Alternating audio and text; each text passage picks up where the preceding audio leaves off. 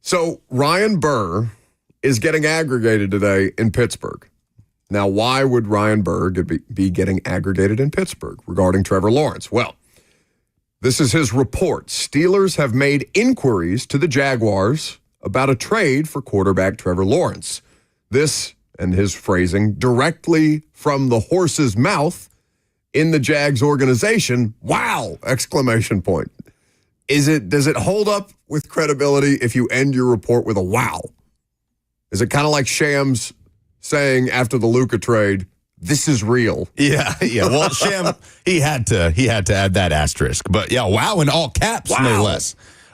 Straight from the horse's mouth. Getting so is information that Trevor Lawrence? From the highest authority. The origin is when you get a tip for a horse race, the tip is better the closer it is to the horse, so the jockey or the trainer. Okay. So when you get it straight from the horse's mouth, you have it directly from the source. So according to Ryan Burr, someone in the Jags is telling him Steelers are poking around, kicking the tires on Trevor Lawrence. The secret lies with Charlotte. That's the name of the ship. The Charlotte National Treasure. Shame on me for not remembering it. Iconic movie.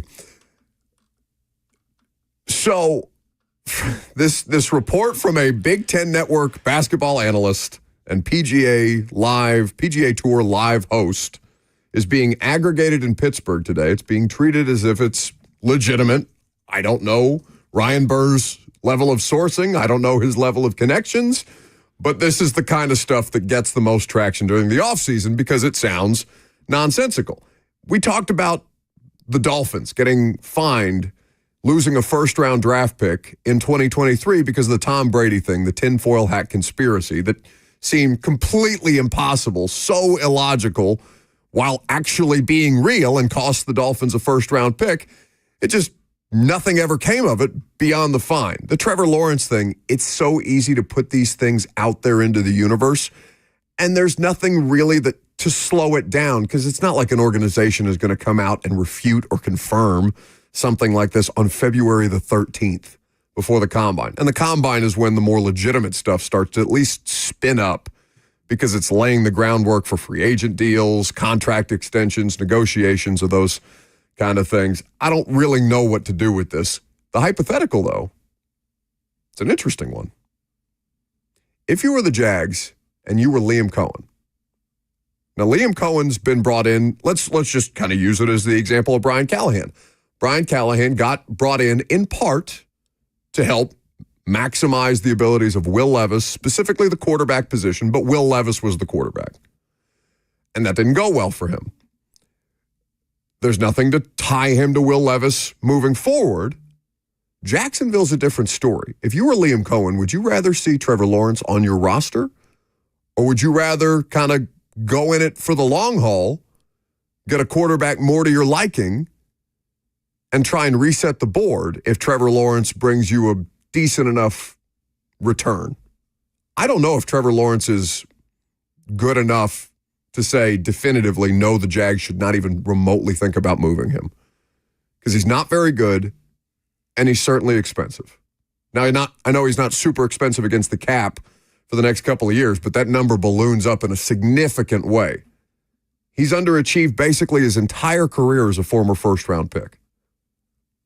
I don't know what Liam Cohen would think about that situation because he's done, Baker Mayfield and who was the quarterback that we talked? Oh, Will Levis.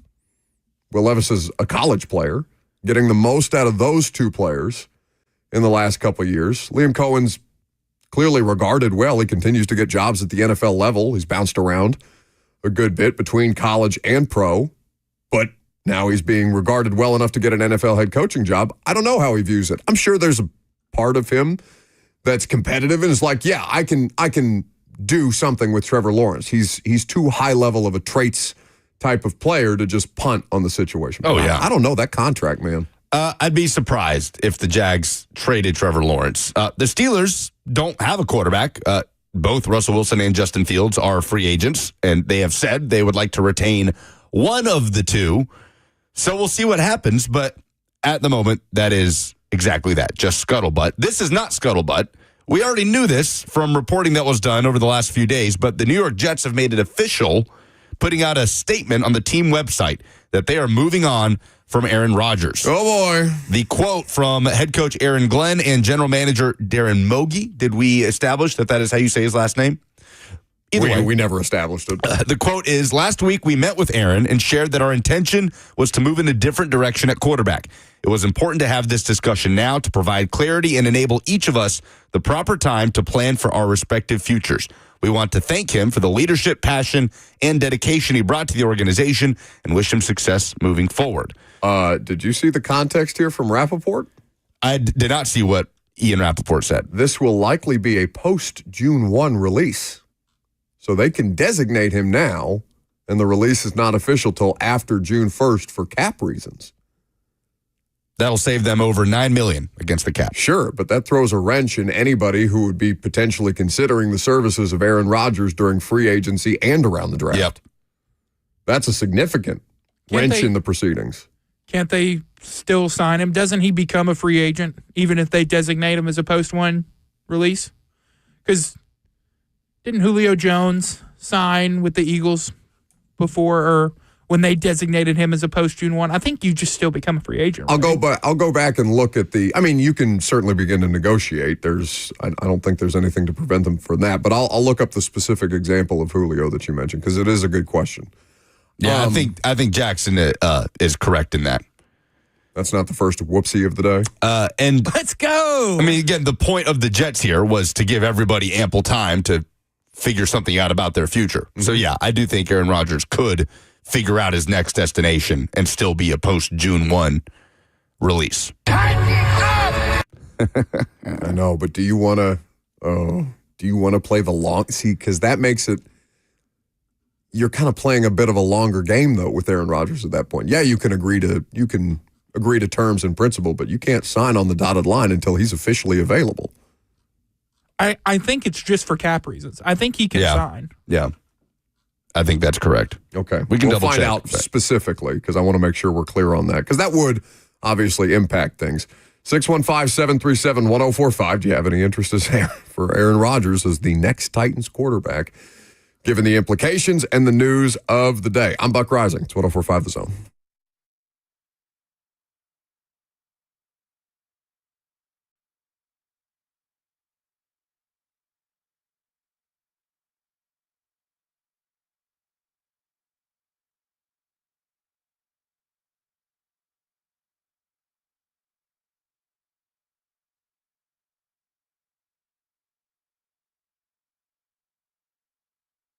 If you're anything like me, this is about that time of day where you start to shift around in your seat, tap your foot, think about where you want to go for lunch. You've got your eye on the clock for it to hit 11, 12. Whenever you take that lunch break, and I have your answer, it's Hattie B's. Any one of their Middle Tennessee locations, whether it's the factory at Franklin, which, by the way, has been open since 7 a.m., serving breakfast, Lower Broadway, Melrose, Midtown, Nashville West, even the Nashville airport. If you're flying in and out of town, Hattie B's is a family-run restaurant serving up your favorite Southern food in authentic Nashville hot chicken, hand-breaded, cooked to order. Add your spice level, hot or not, everything in between. There is something for you. Pick your favorite side, the Southern greens, the pimento mac and cheese, my personal favorite, the Drinking Buddy beer cheese. You can dip anything, a fried pickle, a Hattie B's chicken sandwich, a French fry, whatever you want. Top it off with some banana pudding or peach cobbler. Download the Hattie B's app today so you can skip the line, walk in, get your Hattie B's famous hot chicken, the best in town, and head back to the office. When you download the app, you get a free dessert just by doing so. Go to Hattie B's today.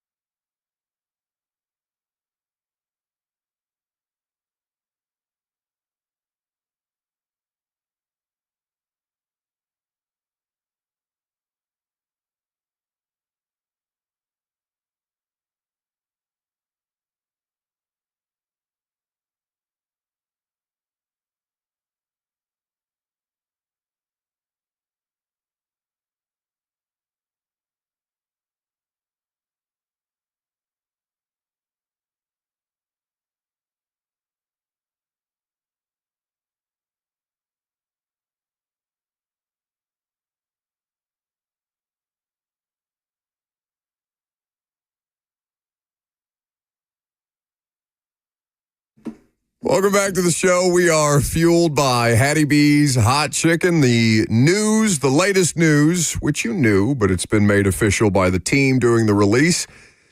The Jets have officially announced that they are going in a different direction at quarterback from Aaron Rodgers, Super Bowl champion and longtime Green Bay Packer, New York Jets for 2 seasons, very underwhelming in his tenure with the New York Jets. Obviously, his first season completely negated in the first game of the year with the Achilles tear, the way that he tried to come back from it this year, how much that team struggled mightily. People obviously got fired with the organization, and now Aaron Rodgers unceremoniously, well, I shouldn't say unceremoniously. It's not like, doesn't seem to be any overwhelming level of bad blood. And if there is, Aaron Rodgers, I'm sure will make it public. But as a post-June 1 designation, the expectation is for Aaron Rodgers to be moved on from. 3,897 passing yards and 28 touchdowns, the third best single-season totals in Jets franchise history. You laugh. Ryan Tannehill's best year as a Tennessee Titan, in which he broke the single-season passing yards record. 3,819 passing yards, 33 touchdowns. But this is why counting stats specifically. Less passing yards and 5 more touchdowns. Lucas. And a few less interceptions. Would we say that the teams that the two of them were on when achieving very different, those respective rates were significantly different?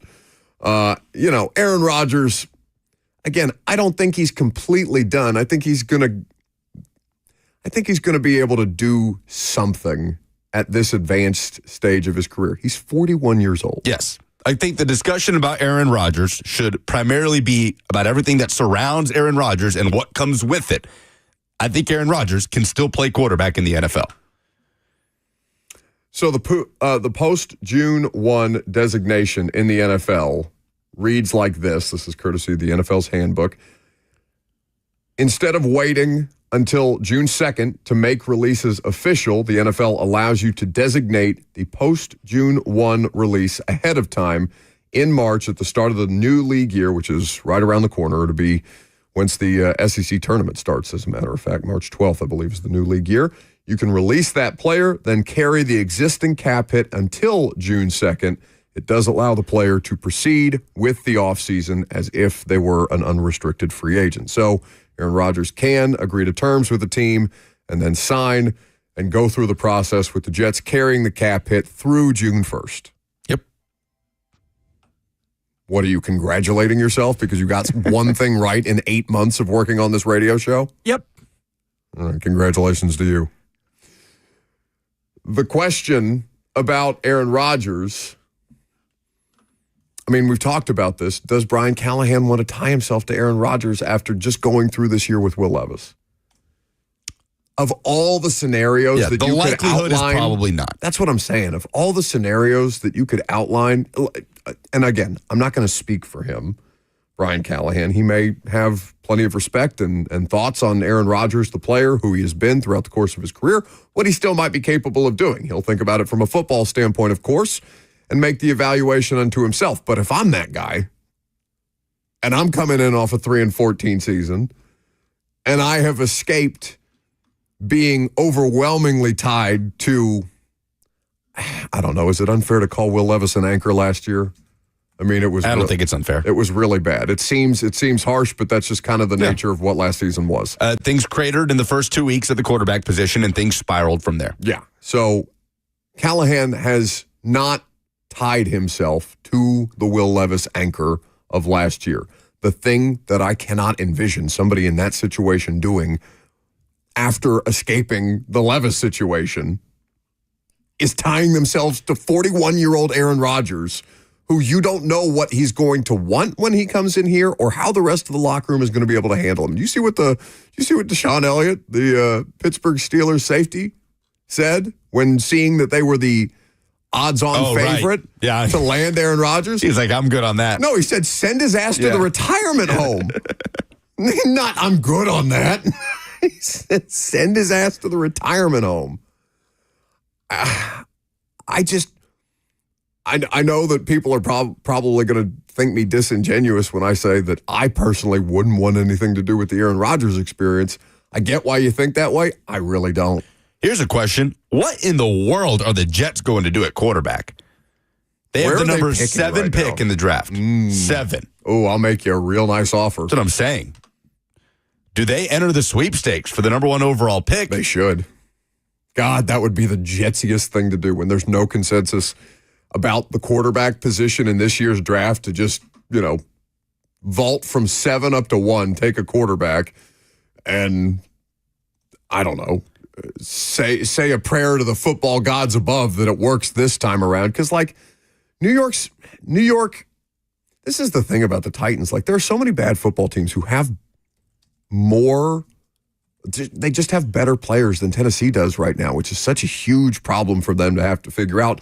Because even the Jets, Garrett Wilson, Sauce Gardner, Quinnen Williams, there's still good players on the defense. Will McDonald struggles. They do. The offensive line thing is real. Who's Elijah Vera Tucker, who they took as I want to say a day 2 draft pick. I don't think he was a first round pick, but I can't remember off the top of my head.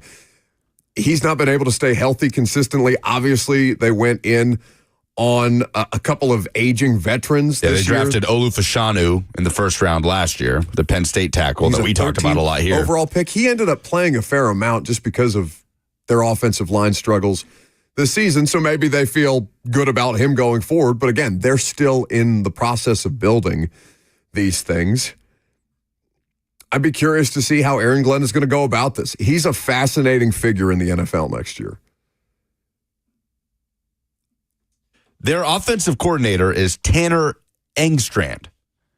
He was the passing game coordinator of the Lions. He's been a part of the Lions staff since 2020.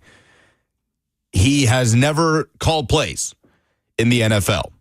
His last stint as an offensive coordinator was as the OC of the DC Defenders back in 2020 in the UFL.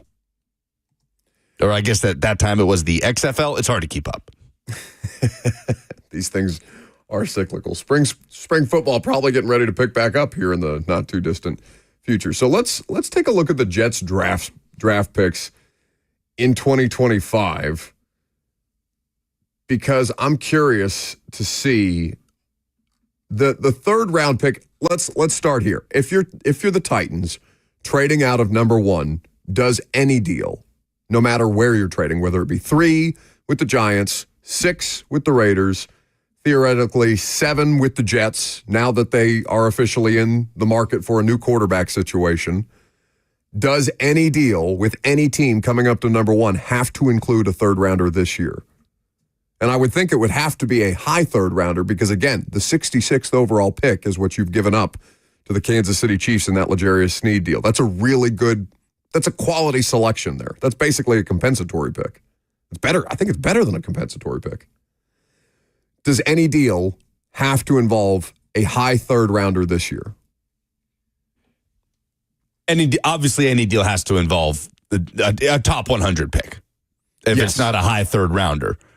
But I would tend to think, is it so important this year that you recoup that 3rd round pick? That's where the biggest hole is for the Titans in the draft order. The lack of opportunity comes in the 3rd round that you gave up in the trade for Levis. So right now, the Jets own, 42 in the 2nd round. And looking for them in the 3rd round right now. Oh, I don't think do they not have a 3rd round pick? The New York Jets? Because of the Devontae Adams trade? Because it says the Las Vegas Raiders own the 73rd pick right now, and it says via the New York Jets. I don't know if that pick was included in the Devontae Adams deal. It must have been. It was because right now conditional. So yes, that's right. It is a 3rd round selection because if he had been named 1st or 2nd team All-Pro, or if the Jets advanced at least to the AFC Championship, it would have been a 2nd round pick. But because neither of those things happened, it's a 3rd round pick. So the Jets don't have a 3rd round pick. Correct. It would be fair to expect, though. I don't see the thing here is, what is Woody Johnson's vibe around this? Because it's not really, to me, about their new general manager or new head coach. It's about the ownership in New York, who's, it sounds like, infinitely more involved on a day-to-day basis, or at least around the facility on a day-to-day basis. I don't know to what extent he's micromanaging. Obviously, the report came out in The Athletic of his sons, are they 16 and 18-year-old sons that have reportedly some level of visibility in the organization, whether they have outright influence in decisions. Woody Johnson is obviously contested, but I don't know what may force, like, how much might you be able to, who can you leverage most is the conversation that we're basically having here around Tennessee. Can you leverage the Giants, the Jets, or the Raiders most at this point in time? Those are the three principal parties, it seems, who are going to be jockeying for a quarterback right away. I just don't know which of these teams think they're a quarterback away, because it's not any of the three to me. The Jets are the closest thing to it, but that's not saying much. I mean, the Giants have a complete reset. The Raiders have a borderline complete reset. The Jets, like you said, have talent. It's in the trenches that they don't really have an established foundation. Well, and especially on the offensive line. On the defense, they've got good players. So would you, could you get the second round pick from the Jets? Could you first round pick swap, and could you get their second to where you would have 35 and 42? It's going to be interesting to see how they handle free agency. Tyrod Taylor is under contract with the Jets. And Jordan Travis, the former Florida State quarterback, who was a fifth-round selection last year. Those are basically your two quarterbacks. Adrian Martinez, the former Nebraska to Kansas State quarterback, signed a futures contract with them. But primarily it's Taylor and Jordan Travis, who will be going into his second year as a pro. Obviously, he had that gruesome leg injury in his last year at Florida State. Famously, he kept them out of the 14 playoff. Those are the two quarterbacks the Jets are going into 2025 with for the moment. We're going to do league-wide storylines, like heading into the offseason. Albert Breer put together a comprehensive list of, at least from his perspective, the biggest offseason storylines. And there is no more all-encompassing topic or more interesting topic than quarterback movement. A lot of these things are going to be just put under the umbrella of quarterback movement. The Jets, how they factor in. The Titans open for business with the number 1 overall pick. Aaron Rodgers on the move. What's the level of interest there? We'd probably need to do this maybe tomorrow or next week, since we'll have more time between now and the combine. The idea of Matt Stafford, what the conversation in Los Angeles is around Matt Stafford. Maybe we could talk to somebody who covers the Rams on a regular basis to see if there's any real noise around him being moved this offseason, because obviously that's a quarterback that Brian Callahan has experience with too, and that would be a compelling conversation at the very least, and could potentially influence, how the Titans go about maxing out their draft capital, because there's nothing to keep them from trading for a player later on in the process. Stafford might be that first domino, but...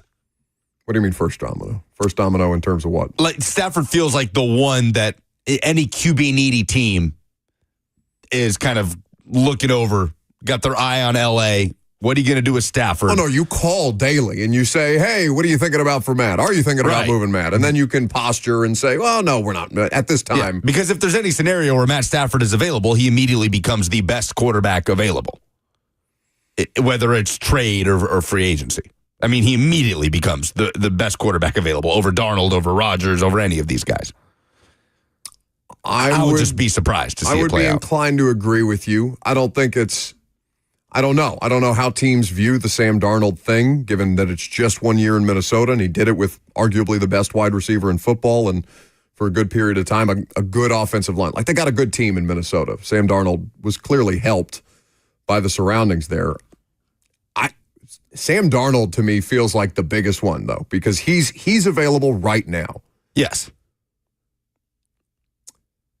615-737-1045 is how you join the conversation if you want to jump in there. Speaking of roster evaluation and roster building, of course, yesterday we told you that we've got the Install Live show coming up on Friday, May the 2nd. A bunch of people bought general admission tickets yesterday. A handful of people bought a chunk of VIP tickets.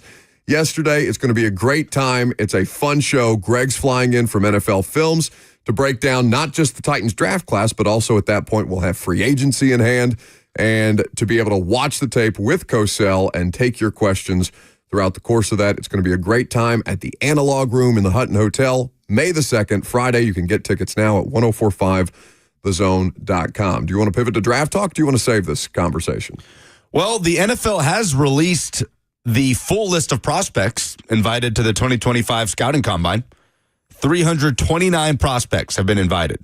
For local purposes, 6 out of the University of Tennessee: Dylan Sampson, Brew McCoy, Dante Thornton Jr., Omar Norman Lott, James Pierce Jr., and Elijah Simmons. That's a compelling list of players from Tennessee. James Pierce Jr. being probably the highest regarded prospect of those 6. We still think he's a first-round pick, right? Maybe the next couple months we'll play that out. Here's the thing about James. He James. Didn't have a dominant year. The thing I'll say about James Pierce Jr. is I know almost nothing about him, the person.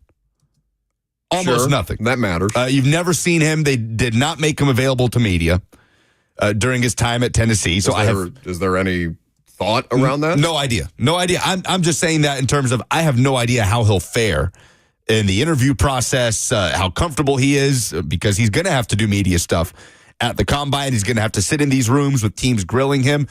I'm not saying it's one way or the other. I'm saying I don't know. I've never even seen him in front of a microphone. Because I mean, he's a bit of a wild card in that sense, because obviously a huge part of this process is not just what they do on the field. Sure, it's a job interview. It's a massive job interview. The teams have to. I mean, some teams can draft you without meeting you. We've heard plenty of reports of that before if they feel good enough about the talent and the film of the player, but also you can sandbag yourself. I mean, we talked a couple of weeks ago at some point about the most jarring Combine experience I've ever had, which is Ja'Kai Polite, and I want to say 2016 or 2017, the Florida pass rusher who just completely nuked himself. He still got drafted. I believe he was still a second-round pick at the time, but just really kind of badmouthed the teams that he interviewed with and was very naive about publicly naive about the entire process, and I think it really hurt him at that point. Travis Hunter. Norman Lott is also a really interesting. He's one of these, when they talk about the depth of talent in this year's draft on the defensive line, he's one of the players that they're talking about. Travis Hunter listed as a defensive back. I just saw Mike Giardi tweet that Hunter is planning to work out with the DBs, but has also told folks he will do some wide receiver drills. I mean, you almost have to if you're him, right? It's not like if Travis Hunter is like the opposite of these quarterbacks. Like the quarterbacks can go to the Combine, do the interviews, and not throw, and that be that. But like if you're Travis Hunter, your whole selling point for number 1 or top 5 or top 10 pick beyond your superior athleticism is I can do all of these things. And I can do all of these things at a high enough level where I could be talked about as one of the best players at either of those positions. But I teams are primarily going to try him as a DB first. And then perhaps you have an inventive enough offense or a offense that's comfortable enough with the kind of skill set that he brings to the table to experiment some ways with them. We've seen teams obviously try that before. I don't think we've ever seen teams try that with as competent an athlete as Travis Hunter projects to be on the offensive and defensive side of the ball. I'm just scrolling through this list of prospects, trying to see if there is one from Vanderbilt. I'm just trying to see if there are any other in-state prospects. Yeah, who would it be invited to the Combine from Vandy this year? I don't have a good enough knowledge base of their roster as far as the talent profile. Yeah, I don't think there is a Vanderbilt player on here. Okay. Coming up next, we are going to talk about the level of expectation that's changed for how to sustain college football success. Ohio State just won the championship and is getting ready to be a pretty good test case for this. I'm Buck Rising. It's 104.5 The Zone.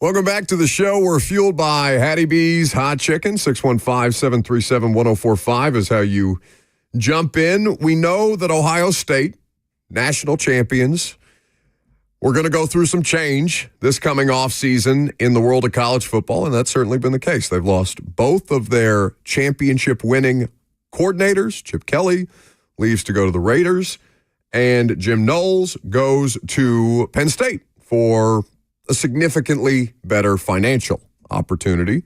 Penn State, by the way, doing some interesting things. You see they brought in Titans legend DeMarco Murray to coach the running backs. Yeah, he was at Oklahoma previously, obviously, where he played. So Matt Patricia, the most recent announcement to replace Jim Knowles, Matt Patricia, the longtime Patriots assistant, former Lions head coach, going to go in there and be the DC. No real college football experience to speak of other than a stint as a GA at Syracuse 1,000 years ago. And Lucas, you said you stumbled upon something this morning about unrealistic expectations existing in the world of college football right now, especially for national champions. Yeah, by the way, Ohio State with the most combine invites of any school with 15. Georgia and Texas each have 14. Oregon with 12. Ole Miss and South Carolina tied at 11. Impressive for South Carolina, given that maybe their most impressive NFL prospect is about to be a sophomore in Dylan Stewart. But, yeah, I was listening to Andy Staples and Ari Wasserman's podcast on On3 Sports, and they had, this was a couple weeks ago, but they had a comment, somebody in their YouTube chat, say, I hope you enjoyed it, Ohio State. You're not going to win another championship for another 11, 12 years. And they were like, well, yeah, that's okay, right? Like, now we're judging success by programs on whether or not you win 2 or 3 in a row. That's how it should be. That cycle. If you win a national championship every decade, you are one of, if not the premier program in all of college football. I feel like that's a perfectly acceptable thing. And I think we're going to get back to that in terms of it is harder than ever to sustain year-to-year success in college football for the reasons that we talk about constantly with NIL and the ever-changing status of the transfer portal and how much more difficult it is to keep players, to retain your star players year over year. But it just got me thinking about the standard that Nick Saban set at Alabama, that Kirby emulated in a smaller way, that have us thinking, oh, well, come on, Ohio State, do it again, right? Like, what do you mean do it again? They just won a national championship. No, but that's the bar. That's why winning is often, it doesn't satiate these people, right? Because it's the losing hurts more than the winning feels good. And then once you win, you can't be done winning. Like, you can't be satisfied. People aren't going to accept that from you. They're going to expect you to regularly compete for championships no matter what sport you're in. Like, you've raised your own standard. Now you have to continue to exceed it by people's expectations. Now, I'm with you. How many times did Alabama in the Nick Saban era win back-to-back titles? 11 and 12. 11 and 12. And I think that's it. Yeah. That's right. It only happened once. Now, Nick Saban obviously won titles during his stretch at Alabama, but to talk about the degree of difficulty, especially, and that's at the height of Alabama, well, you could probably speak to this better than I could. Is that not right at the peak or right around the peak of Alabama recruiting dominance? Well, the recruiting dominance was pretty sustained throughout. But yes, I mean, that Alabama won the national championship in 09, in 11, in 12, in 15, right? You can keep, I think, 17, the 17 season, 2020. The recruiting domination was pretty sustained throughout. I think that Texas A&M class ended a streak of Alabama with the number 1 recruiting class. Georgia might have had 1 or 2 in there as well. But that was the thing about Nick Saban, was the most sustained success he had was in recruiting, which is what led, obviously, to those championships, among other things. But I think we are permanently out of that phase of college football. I think those days are gone. It doesn't mean the same programs won't be in the discussion. As long as Georgia is the most talented team in the country, or Ohio State or whoever, they will always be in the playoff in the discussion. But I think we're done with that kind of dominant stretch run. We also had never seen it before to that extent. Sure, Nick Saban, but it just became such a normal part of college football life. Where you just expect Alabama to be in or around the championship game conversation. Yeah. Also, DeMarco Murray is actually staying at Oklahoma. Oh. Joseph Bonanno texted me that. And yeah, Pete Nakos of On3 Sports reported yesterday that he will stay at Oklahoma. Penn State made him a strong pitch, but he decided to stay. Will Wade, strong-ass offer. Not strong enough. Not strong enough for DeMarco Murray. All right. The point that you made about you think we're permanently out of college football sustained dominance, or at least like to the extent of what we talked about with Nick Saban, like what the standard became for Nick Saban and how he would have to meet or exceed that standard on a regular basis, even at the top of the sport. Georgia repeated as champions in 2021 and 2022. Even since then, the landscape has changed dramatically. I wonder if there's ever a point, because the only way that I ever see us returning to like viewing college football through that prism, realistically, like there's still going to be people who expect Ryan Day to run it back, win a national championship, don't care that your coordinators change, don't care that your talent profile changes. You still got those, you still got Jeremiah Smith, go win a championship, go do it. Those people will always exist. Unless we ever get to a point where in the further fleshing out of name, image, and likeness stuff, where it's no longer year over year free agency. If there ever becomes a contract type of situation that keeps players from jumping every year right now, then I'd agree with you. I think with a lot of this stuff, we're still largely in what did the NCAA call it? An exploratory period. I think we're still kind of there, even though, we've become so accustomed to every year for the last 3-4 years, something seismic has happened in the world of college football or college athletics to alter the way that we talk about a lot of this stuff. Obviously, football, the primary thing that's being discussed, being trafficked in. It could still be year-over-year free agency in the world of college football with the transfer portal and NIL for an extended period of time. And I still think that at some point there will be some level of course correction that doesn't quite allow that much freedom of movement from the players. Yeah, because we've overcorrected that way. Absolutely. We have overcorrected in a dramatic way. I'm for it because it was so slanted against that for so long that I'm like, yeah, let them reap these benefits now, because for so much longer it's been unpaid labor. Well, sure, but the pendulum has swung way too far. For sure. I am so fascinated about the Ohio State experience for 2025, though, because now Ryan Day gets into the most challenging part here. The first most challenging part is to get over the hump, to win the thing, and then it's to try and sustain any sort of level of that kind of championship success. Nobody's worried about, now that they've figured out their NIL mobilization, like nobody's really worried about Ohio State.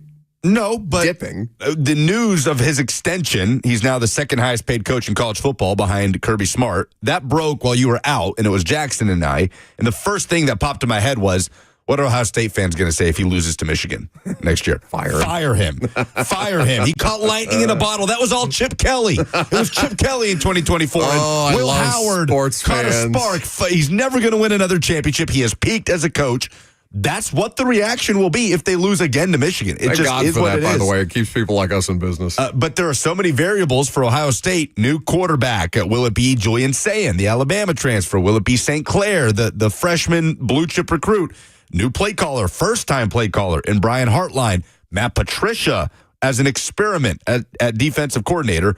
The thing that made, there's so many things that made Nick Saban's run at Alabama so just mind-boggling in the best run in college football history, the best coach in college football history, the sustained level of talent acquisition, the ability to evolve with the game, all those things. But the ability to just cycle through new coaching staffs year over year over year and see no drop-off, to me, is the most impressive mark. What was the most Saban's disappointing coordinator hire he had? Tommy Rees. Yeah. That's probably fair. But just the way he was able to just churn. Who people think very highly of, by the way. He's being elevated throughout the course of his NFL career, coaching. From Lane Kiffin to Brian Daboll to Steve Sarkisian. I mean, it's insane. These are all people that at one point or another have been a head coach in their NFL, in their coaching career, a head coach in the NFL. Well, he made it an attractive thing for coaches who had kind of flamed out at previous stops. That was the whole bit, right? Butch Jones getting ready to be the latest in the Nick Saban coaching rehab cycle, except he was more intern than he was coach for the Alabama Crimson Tide while he was a part of their staff. But he also would have Tosh Lupoy as his defensive coordinator, who came up within his coaching staff, worked his way up from coaching outside linebackers to being the defensive coordinator in 2018. And Tosh Lupoy is now the DC at Oregon and is one of the better defensive coordinators in the country. So he always had that perfect balance of eyeing coaching talent, coming up within his staff, and finding the right fits for more established guys to come in and help them to take the next step in their career. Now Ryan Day's trying to do that with Matt Patricia, and on the offensive side, Brian Hartline. So it's going to be a fascinating experiment, but the game is not conducive to maintaining that level of dominance anymore. So I can't wait to see what 2025 holds and just the year over year that college football will be now in terms of the teams that are meaningfully contending for championships. Yeah, I'm always curious about this because, and we're up against it, so I don't want to get too into this conversation. Maybe we could carry this over and also talk about the latest NFL news, because I wonder, replacing coordinators, does it matter more in college or does it matter more in the pros? We can talk about that coming up next, and also give you some mind-boggling comments coming out of the Cowboys camp. Surprise, surprise to no one. I'm Buck Rising. It's 104.5 The Zone.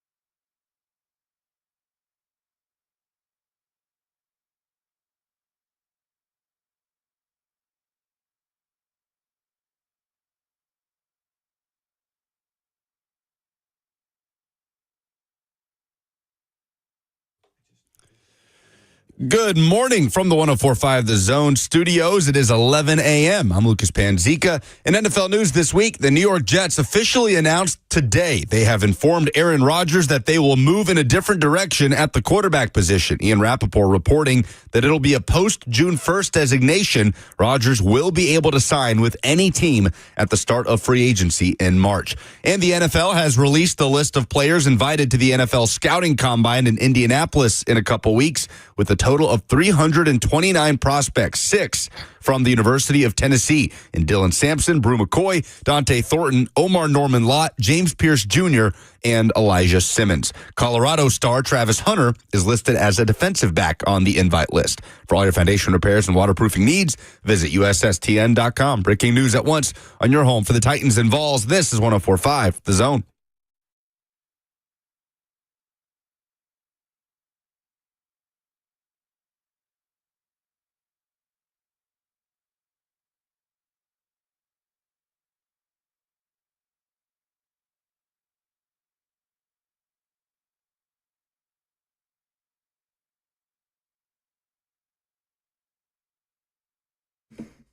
Second hour underway on this Thursday. Thanks for stopping by. So we've talked about the Jets and Aaron Rodgers officially out, according to the team. You've known this, but that's been waiting to happen for quite some time, and now they finally pull the trigger on him with a post-June 1 designation. He is free to sign with the team, though, before June 1, which is the way that these things are structured. So he'll go through a largely normal offseason. Who do we expect to have a less normal offseason? The New York Jets, who are always a fascination, always a bit of a science experiment. They feel to me, Lucas, tell me if this is an apt comparison, they feel to me like the Auburn of the NFL, where I'm just always kind of looking at them with a bit of a side eye. But that's probably doesn't do justice to Auburn, because Auburn has been more competitive. So the Jets? Yeah. Oh, no. Yeah, the Jets have been nothing but disastrous and dissfunctional. Auburn, you look at a side eye with a side eye. Auburn's just always you just never know weird when they're going to pop up. Yeah. they have the morning show was talking about this the other week, and it stunned me that Auburn has not had more than 6 wins in like 4 years. Auburn football has not had a winning season. That's what I'm saying. They're more Jetsy than you give them credit for. Well, in the last few years, but they are that sleeping giant that they'll just pop up at any moment. Like the Cam Newton year was out of absolutely nowhere. Yeah. Nobody tabbed Auburn as a national championship contender going into that season. The Jets, all they do is tell us who they are. So who's going to have a less normal offseason? The Jets or the Cowboys? Because the Cowboys fans didn't love Jerry Jones' messaging last year. They certainly didn't love what Jerry Jones delivered upon the messaging of all in ahead of 2024. And then, the pattern of behavior that happened afterwards was very much not all in. And the season obviously went sideways when Dak Prescott got hurt.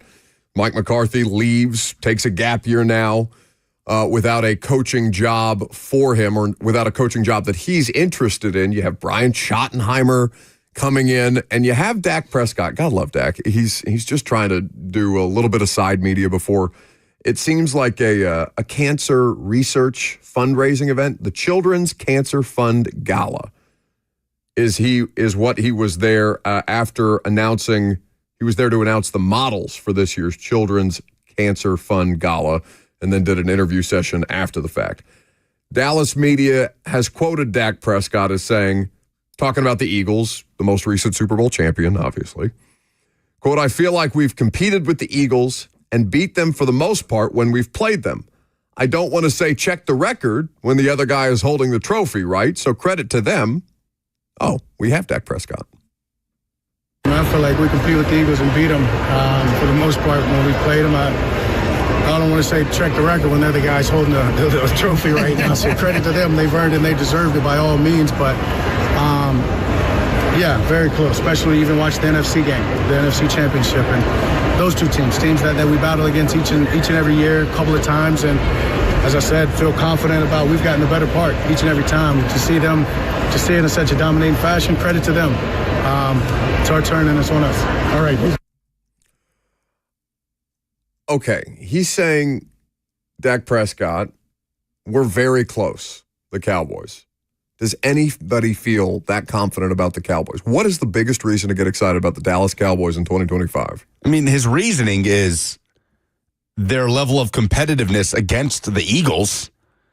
They lost to Philadelphia 34-6 on November 10th, and they lost again to Philadelphia 41-7 in Philly on December 29th. They went 1-1 against the Commanders, so he references the NFC East teams in the NFC Championship.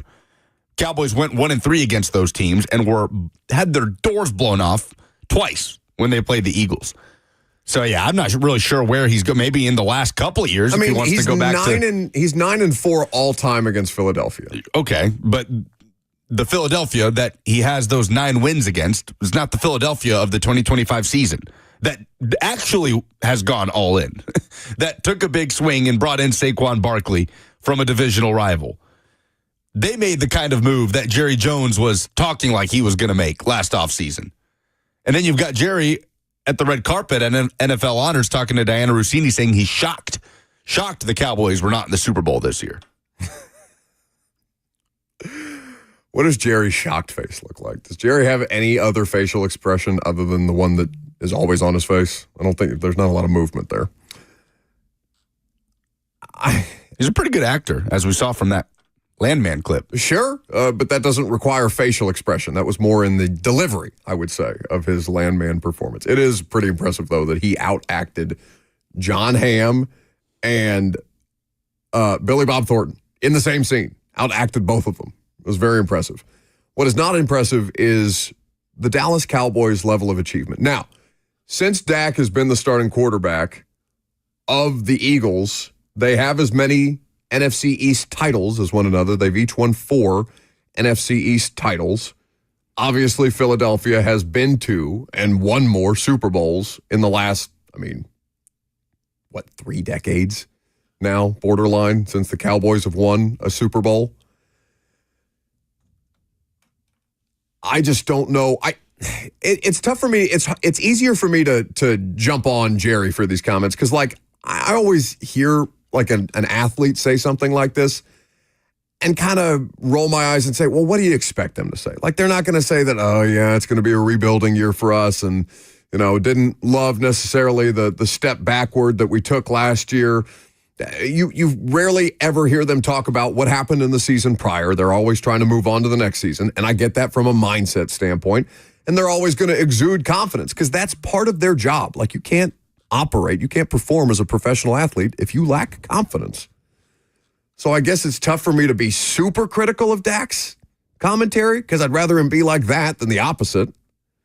But I'm not seeing it. Again, there are a ton of Cowboys fans out there. Nationwide fan base. Whether it's still America's team or not, you can have that debate elsewhere. What is the biggest reason, if you are a Cowboys fan, what is the biggest reason to get excited about them? There is right now there's nothing. How close are they even to Washington? Right now, they're talking about Philadelphia, yeah. Washington. Yeah, they're in a division where, Giants aside, it has just been insult to injury all around them. Talking like you're close with the Eagles. Eagles have won 4 NFC championships during the drought of the last 29 years in which the Cowboys have not been to a single one. They've won 4. And the Commanders did it in 1 year. They flipped it around and got to a conference championship, which you have not done in 29 years. To me, I don't know how, if you're a Cowboys fan out there, how can you have any feeling other than just throwing your hands up in apathy right now? I'm genuinely looking because I know I can be cynical and hypercritical sometimes. So certainly am that way about the Titans, but I'm genuinely looking for something about the Cowboys that's going to inspire. They have good players. CeeDee Lamb is an excellent player. Micah Parsons is an excellent player. They still have the Micah Parsons deal looming out there in the background. The people tasked with managing the cap for the Cowboys are also very confusing to me because they don't get involved heavily in free agency. They seem very reticent to move money around to give themselves more financial breathing room in a way that basically every other NFL team except the Saints can figure out. And the Saints did it for 1,000 years and now are still dealing with the ramifications of moving their cap around. still, and I know it's pre-draft and pre-free agency, but Lucas, if I told you that the Cowboys, guess one team that the Dallas Cowboys have the same Super Bowl 60 odds as BetMGM is the outlet that I'm looking at. If you could pick one team who you think is in the same class, or who Vegas thinks is in the same class as the Cowboys, who would you pick? I don't know, like the Seahawks? They've got the same odds as the Arizona Cardinals. The Seahawks, right now, you could get with better Super Bowl odds, plus 6,000. The Dallas Cowboys and the Cardinals are tied at plus 6,600. I don't know if it's more gaslighting or delusion from the side of the Cowboys. Well, I mean, there's always a degree of delusion with, like, athletes. That's why, Jerry doing what Jerry does is easier for me to pick apart than Dak. Like, I know what Dak's doing. I know where it's coming from. I believe it to be a genuine place. Yeah. I know he's going to get dragged for it. Like, both of those things can be true. I believe that Dak thinks that.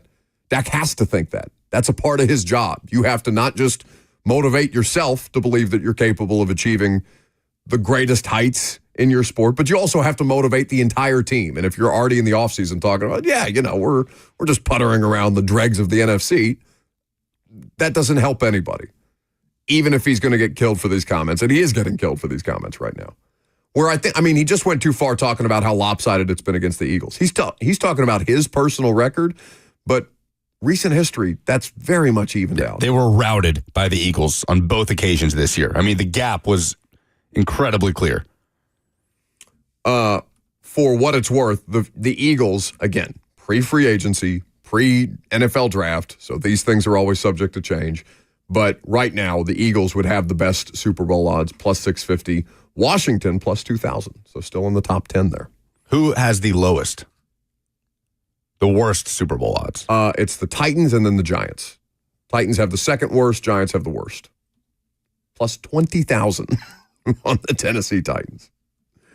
615-737-1045 is how you jump in there. John Ledyard, draft evaluation. We always appreciate John and his insights. He's going to talk scouting with us coming up next.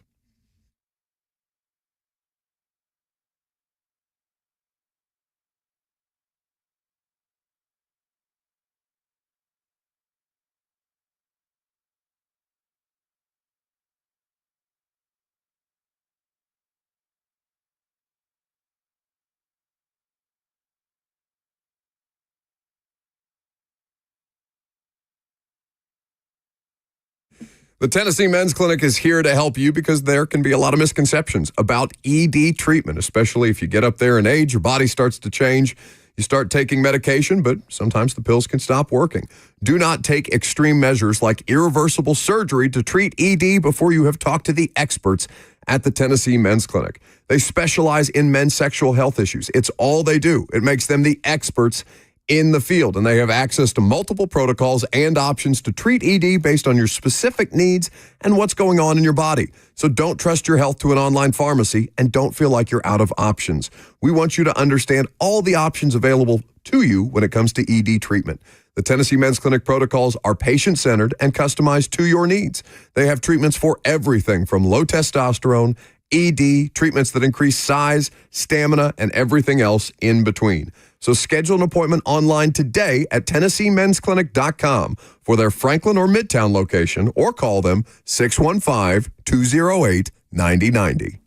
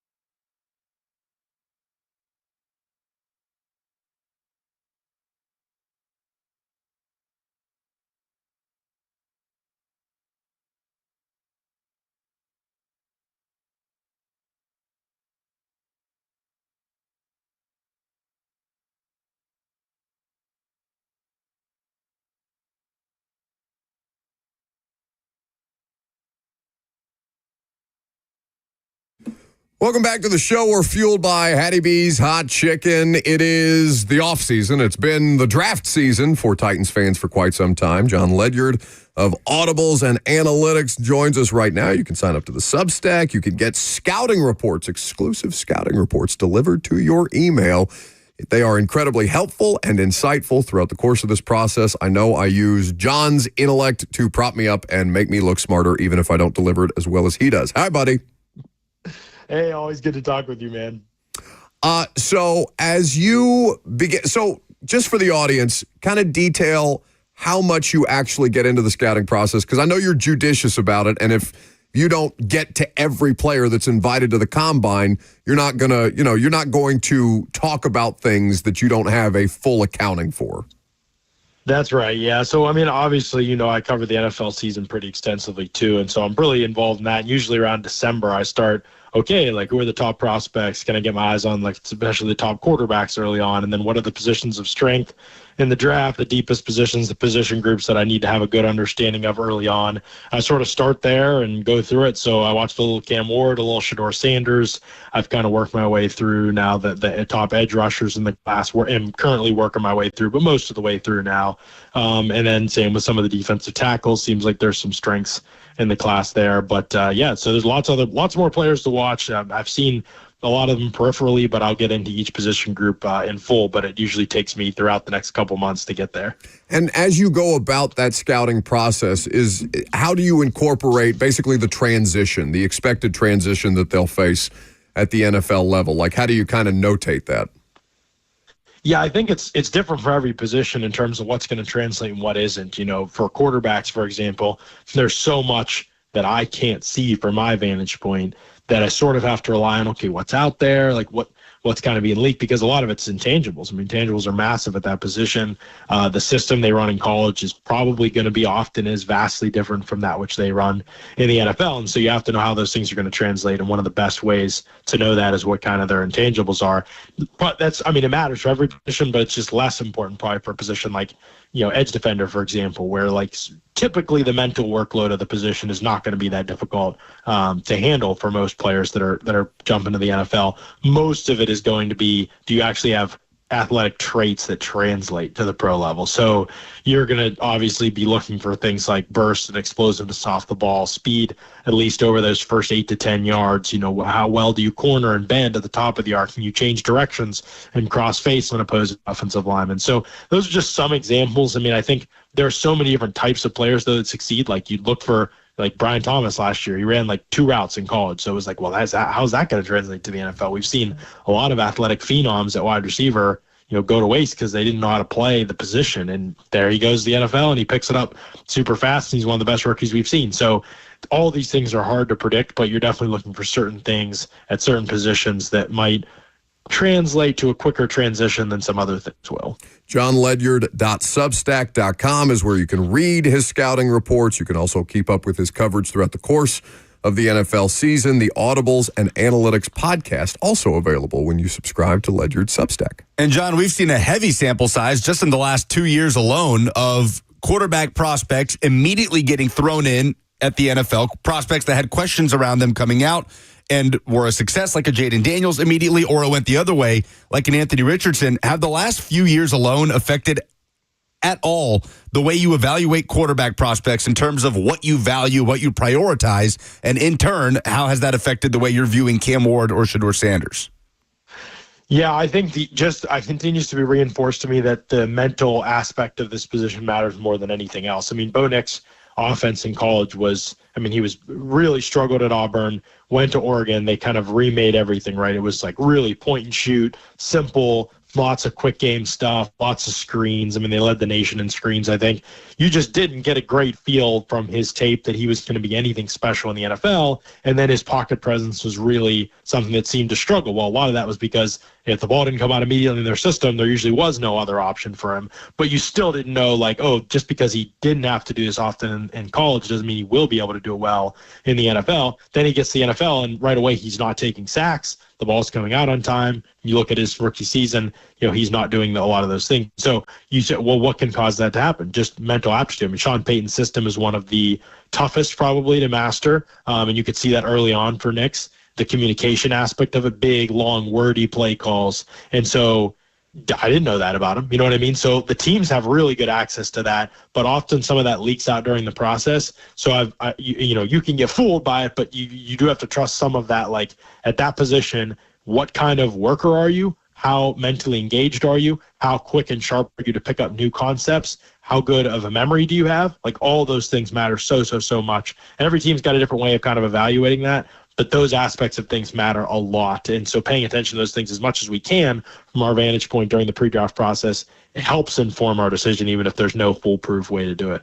So it's early on in the evaluation process, but what have you gleaned from, I guess, starting with Cam Ward and then on to Shedeur Sanders in that regard? Or how much more do you have to kind of see come out or learn about these guys as they go through the combine process?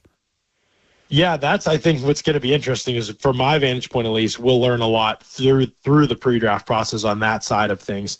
Both of these guys are funny because they play quarterback like real lax if you watch them. Like there's some funny clips out there of Cam Ward like just stand in the pocket, not moving. He doesn't have to move on the play, but like he doesn't even move his feet at all. He's just like waiting.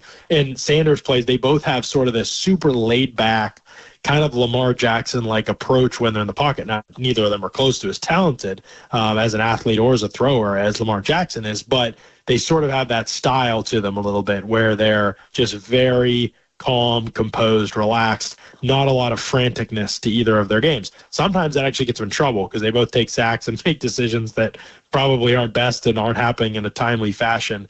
But could that process be accelerated in the NFL, especially for Sanders? You know, that's been the big question. Not great protection. Oftentimes there wasn't somebody open right away. And so a lot of the time he sort of kind of had to play that way. Now, he takes a lot of sacks he shouldn't take. He makes some mistakes that he shouldn't make for sure. He gets himself in trouble sometimes with his positioning in the pocket.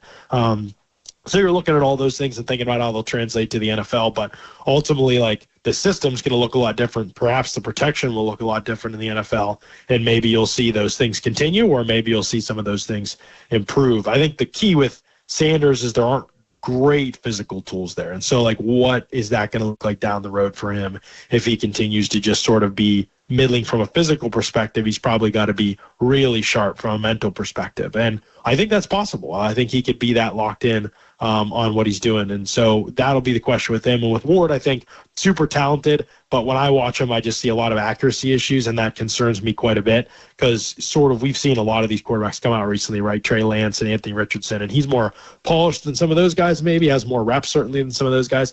But I think more than anything with him, it's can he be accurate enough to all layers of the field? Because you can have great tools and be a good athlete and have the size and everything, but if you can't hit people on time consistently and you're making late decisions and your throws are off target, that's going to be pretty concerning for the NFL. What do you like most about the two of them? I think just in general, they both seem to have like the confidence and it takes to like lead a group. And I think that's really interesting. That's a big part of the intangibles too. We say intangibles is kind of an all-encompassing term, but there are lots of layers to it, right? Some guys are great leaders, but they can't like retain information and translate it to the field in the way they play. But I think both these guys have like sort of the demeanor that you want and are respected by their teammates, it seems like. Sanders has obviously had some polarizing moments. That's going to be interesting to unpack during his Colorado tenure, but I don't think a lot of those came from in the building and with his teammates. So I'm curious to see how that translates. I mean, maybe he gets to the NFL level and he's just more unbridled and he says he's a guy that says whatever's on his mind, and maybe that gets him in hot water at some points. But in terms of like the respect you need from your teammates, the confidence you need to be able to play this position well, I think they have that. Hopefully they're teachable too, but I think just listening to them talk, seems like they both are experienced and confident in what they're doing. I know you are typically more strict with your grades by the time you get through grading these things, let's say, as far as how many players you'll actually put a first-round grade on, for example. Again, premature in the process, but just for that as context.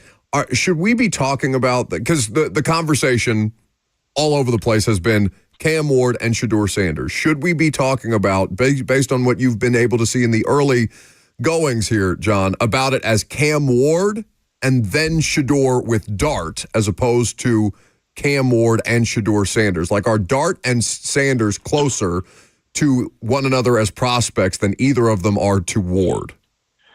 I definitely have to watch a lot more of Dart. From what I've seen from watching live and the people I talk to, that I don't think I would consider Sanders to be a higher caliber of prospect than he is. If you're just basing on physical tools, maybe there's all these amazing intangibles with Dart I don't know about. But just based on tape, I think Sanders is clearly better than Jackson Dart. So I think of it as Sanders and Ward sort of together at this point in the process. And I would probably think of them sort of more in the Penix, what was commonly thought of pre-draft last year, more in the where Penix, Nix, Rattler were sort of talked about by most analysts, I think. Maybe Penix and Rattler, I think consensus-wise, were a little bit lower even than Nix.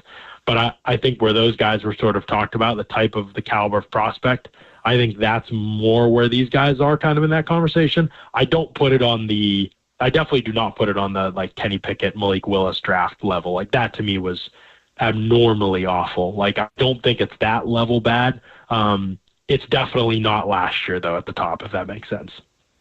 Are you fixed either way on Travis Hunter and his positioning in the NFL? And how much of that do you think is dependent on need of whichever team drafts him at wide receiver versus corner? I think he's a more nuanced corner. I think he's more refined and polished at corner. I won't rule out him getting there at wide receiver for sure. But I think wide receiver, he's more like, oh, you need me to play wide receiver? Yeah, I'll run out here and just torch everybody with my athleticism, my ball skills. So, his raw gifts at wide receiver are crazy.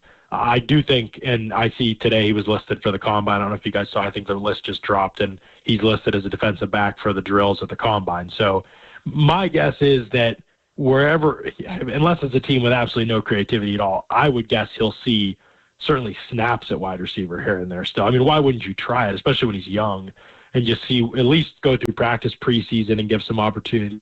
But I would imagine his more polished position as starting point for a lot of teams will be in the secondary because the ball skills there are just so rare. Also, the instincts and anticipation that he plays with there are really rare. He understands route combinations and how to move and attack the football and jump things. And I think wide receiver, he's much more, now he's amazing instincts there too, but I think he's really kind of technically he's not a polished finished product at wide receiver. He could probably get there and be awesome, but I think most teams will see him as a corner is what I'm guessing.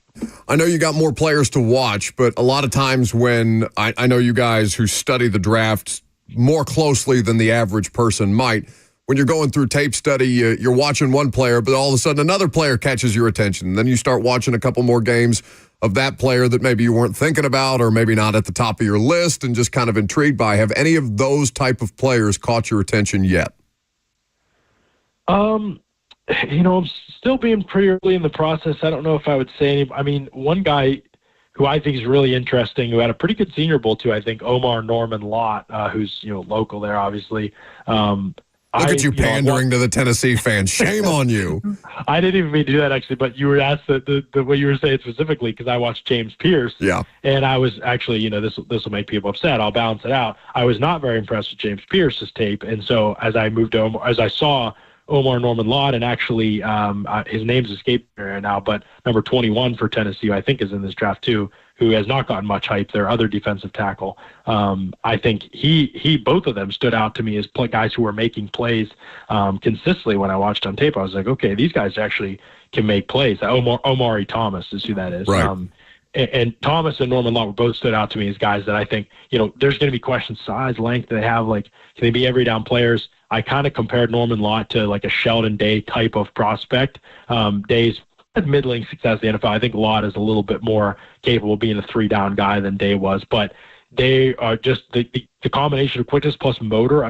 Norman Lott's motor is crazy. He just plays 100 miles an hour. Now, he didn't have to play that many snaps at Tennessee, so that is helpful, but he's somebody that definitely, as I was watching Pierce and kind of he and Thomas both stood out to me as guys. They were slipping gaps. They just seemed to recognize concepts really quickly and get in the backfield and make plays. And so I think both those guys, I'm really intrigued to see if Thomas gets any buzz because I know he's in this class, but I haven't heard anybody talk about him. So maybe he'll be a day 3 guy.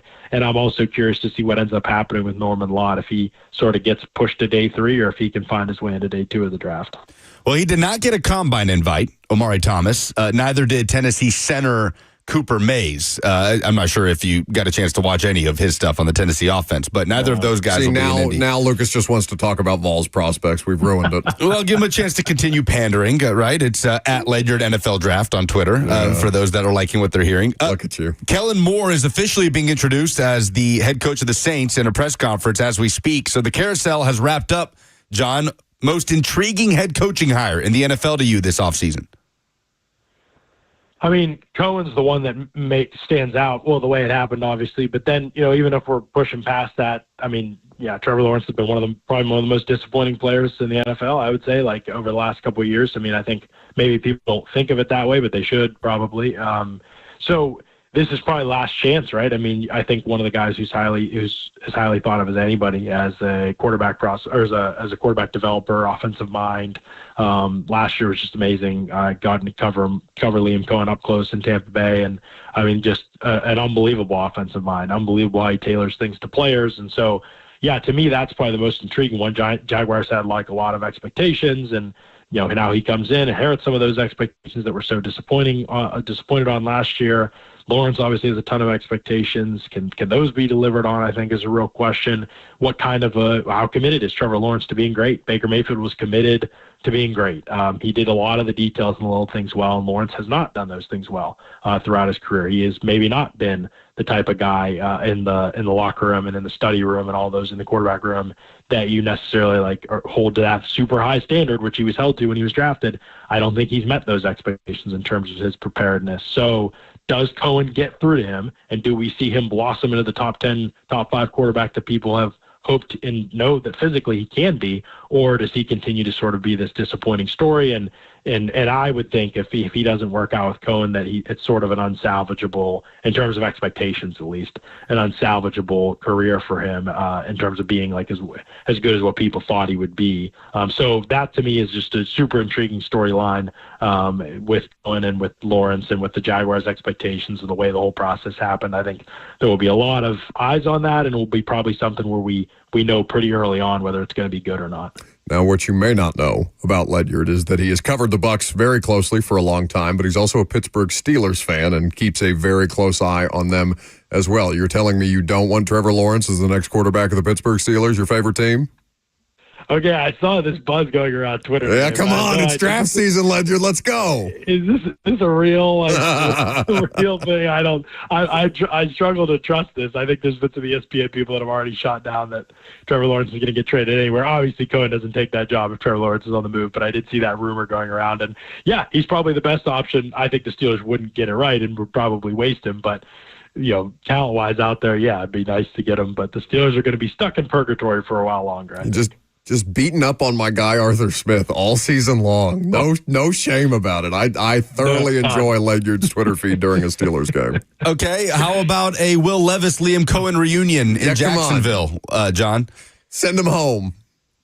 I mean, yeah, I guess. Developmentally, he's a guy that I would try to get hands on, similar to Justin Fields and similar to what we've seen with some of these other guys that, assuming if he is completely out of favor and out of plans in Tennessee, I wouldn't mind that from somebody. Yeah, I mean, he's young enough and talented enough where that would be good process. So you would be cheap.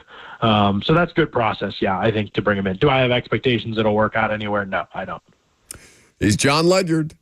JohnLedyard.substack.com is where you can read him. The Audibles and Analytics podcast, always a great pre- and post-game listen throughout the course of the season, and the draft content is always excellent. Thanks for the time, buddy. Good to chat. Absolutely, guys. Always good to chat with you. Appreciate you having me on. John Ledyard there with us on 104.5. The Zone does not pull any punches in his analysis. It's very matter of fact, and I think while sometimes that might, certainly in my experience, seeing the way that draft prospects interact with Ledyard on the internet, they're not always receiving of his commentary or appreciative of his commentary. But I do think he's pretty straight up with it, which is why I always like going to him or talking to him about some of these players. And I think what he gave you on the quarterbacks is fair. There's some stuff in there that you don't love. They're going to have to land in specific spots to succeed at a high level. But there's something to the intangible quality of leader of men, nobody is disputing the attitude that Cam Ward and Shedeur Sanders brings. If people get sensitive or overly sensitive to the critiques of their physical shortcomings, I get that. But it's also fair because you have to figure that out. Because if you do decide to go with that quarterback and the intangibles may help offset some of the deficiencies that they might have, okay, can you work with that guy? Can you find a way to work with that guy's skill sets? That's what it's about for these two specific players. More than that, what's between the ears in terms of or from a processing standpoint? I think Titans fans are ready for that to be a big variable of their quarterback. How are you going to tease this next story that you just dropped into the rundown? Well, it is a big story. We'll just put it this way. There are many, many viewers across America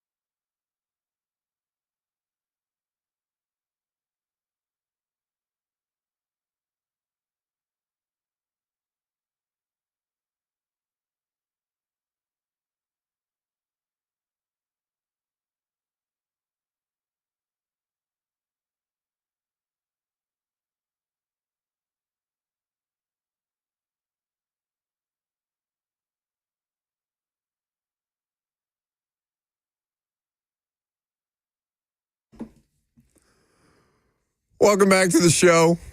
We are fueled by Hattie B's hot chicken. It was very rude what you guys just did to me there. All right. You want to talk about this? It was very rude. I feel censored.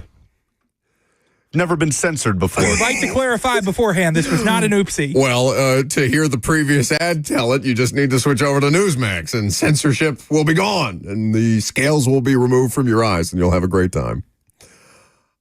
We have tried a couple of different things because Lucas feels misused as a broadcaster. He wants to be able to do more of the distributing. He resents the fact that, I get to drive the show. It's a very, very, it's the underlying cause of all of his work. Well, it keeps me up at night. I've had to separate fisticuffs multiple times. I sleep with both fists clenched at all times. It's like that meme from Arthur. Yes. So, as a part of this, trying to just satiate his unwieldy rage at any given point about the fact that I'm driving the show, is we've tried to find ways to let Lucas throw it to break from time to time. So I told Jackson, Lucas is going to tease this. Go to break. No, what exactly did you say? I said go to break on him. Which means run his mic and go to him break. over with this commercial. Which means run him over. Now, maybe it was subliminal by me because I was trying to do the thing that he wants to do more of, which is to toss it to break, which is fine. Yeah. I don't care. Now the rage is on your side of things. He also wants to be in charge of the phone calls, and then he can't figure out how to work his phone over there, so he just starts slinging it around. Well, this phone is faulty. In a blind rage. So what were you trying to tease before you were? I meant go to break off of him. I said go to break on him, as in on his cue, but that was not properly communicated by me. Buck had an oopsie. Let's mark the time, 11:47 on February the 13th. It's true. I'm going to use my headphones to harm you. YouTube TV is dropping Paramount and CBS. They have been unable to reach a deal with Paramount. They said, quote, in a blog post, Paramount is an important partner for us, and as you can imagine, this is not the outcome we want. We're still in active conversations with Paramount and are hopeful that we can come to an agreement to keep their content available. YouTube TV has angered a lot of their consumers because this comes just weeks after they raised their monthly subscription rate by $10 to approximately $83 a month. And the months of March and April. Wait, what? What was the price hike? To $83 a month, $82.99. From what? From about $73 a month. Oh, okay. I thought you said from $10. I'm sorry, by $10. Okay. No. March and April are pretty important for viewers of Paramount and CBS because March Madness and the Masters are carried on CBS. So people are fuming about this and going at YouTube TV. It feels like we do this every few months, whether it's a streaming service or it's DirecTV and Disney or, whatever contract disputes that gets in the way of paying consumers. And the latest is YouTube TV and CBS, which is why we can't watch The Young and the Restless in the studio during the show. I'm outraged that I am missing my stories today, and I can't grift off of Joseph to watch them anymore. So, yes, it's a major inconvenience to actually have SportsCenter on the television instead of The Young and the Restless. I have been deeply invested in this most recent storyline, even though I don't know any of the characters' names. All right, so I'm just looking at a release from CBS News on this. Paramount-owned channels, including CBS, Comedy Central, and MTV, are set to go dark on YouTube TV Thursday night, so that's tonight, if a contract renewal agreement is not reached. Quote, the contract Paramount has with Google's YouTube TV to carry CBS, Nickelodeon, and 21 other networks is about to expire. YouTube TV is attempting to pressure Paramount. They always blame one another, which I enjoy. Yeah. YouTube TV is attempting to pressure Paramount to agree to unfavorable and one-sided terms. It's like us. Very, very true. Now, a question that I have, because in theory, this would hurt YouTube TV's bottom line. specifically to not have March Madness or the Masters. But to me, is YouTube TV not doing what a lot of people do to streaming services like this, which is, oh, well, it's not football season, I'll just cancel. Now, obviously, you don't want to give a network, in this case, or a distributor, I guess in this case, YouTube TV, the flexibility to be able to opt out of your rights packages when a certain kind of season comes along. I'm not sure if that has any relevance whatsoever, but I'm genuinely wondering how much does March Madness and the Masters, the two properties you specifically referenced, and the 21 other channels that apparently are a part of that CBS Paramount package, how much do they impact YouTube TV's bottom line when it's not football season? I would imagine significantly. I would imagine too. I mean, live sports rights, live rights are the thing that's going to carry all of these things into the future. How many people subscribe to something that charges them monthly and say, I'll cancel it after this, or I'll cancel it at this point, I'll cancel it after the free trial, and then never do it? I feel like those people are far and few between, the ones that say, I just cancel it after football. There are those people out there that all they want to watch is the NFL and nothing else. But I think sports fans are sports fans. And while football is king, those people are watching the Masters and they're watching March Madness. So I'd say it's significant. Now, these things tend to get worked out, and the NCAA tournament is still over a month away. So we'll see if YouTube TV gets it back. But at the end of the day, they're the ones that they can push it off on Paramount all they want, but they're the ones that end up catching the flack because they're the ones that put out the statement, that make the announcement, and their consumers are the ones paying them and not getting what they are paying for.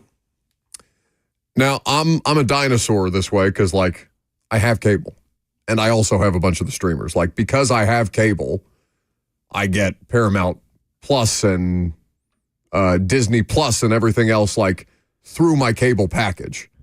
So I'm not very often impacted by these things. And I'm not, I'm honestly paying for it at this point, not because it's cost effective, but because it's for convenience. I just don't want to have to jump around to a bunch of different things. I know where everything is. I guess I'm ancient that way. Fine, whatever. Oh, we did get the stories back. What happened? Oh, it's tonight. It's tonight. So this is the last day that we can watch our soaps. So come tomorrow, we will not be able to watch the soap operas, The Young and the Restless, in the studio. You just admitted to having Paramount Plus, so you can't have this is not. We're not in a relationship. You can't have the login for my streaming. You can't have my Netflix. This benefits you, bud. We'll have to resort to on-demand YouTube videos of reruns of The Young and the Restless. That's fine. That was getting us through a period of The Price is Right. Ooh, we'll watch the pilot tomorrow. You're a YouTube TV subscriber. Do you care about this? Or are you just hoping... I care about this. That's what I'm asking. Yeah. Speak to this from personal experience because I'm a cable subscriber. I don't care. I have workarounds. I have the Paramount app that I use my fiance's family's cable login to watch Paramount. So you are also a grifter. I'm the one being grifted off of. So I have a workaround. I think Grace has my Apple TV login. I think she has my Netflix at this point. She may also have my Disney Plus. Ooh, I've been looking to watch Severance. I just started it. It's very good. But I hate what this does for a consumer of YouTube TV because it doesn't affect the timing is not great for them to have a price hike.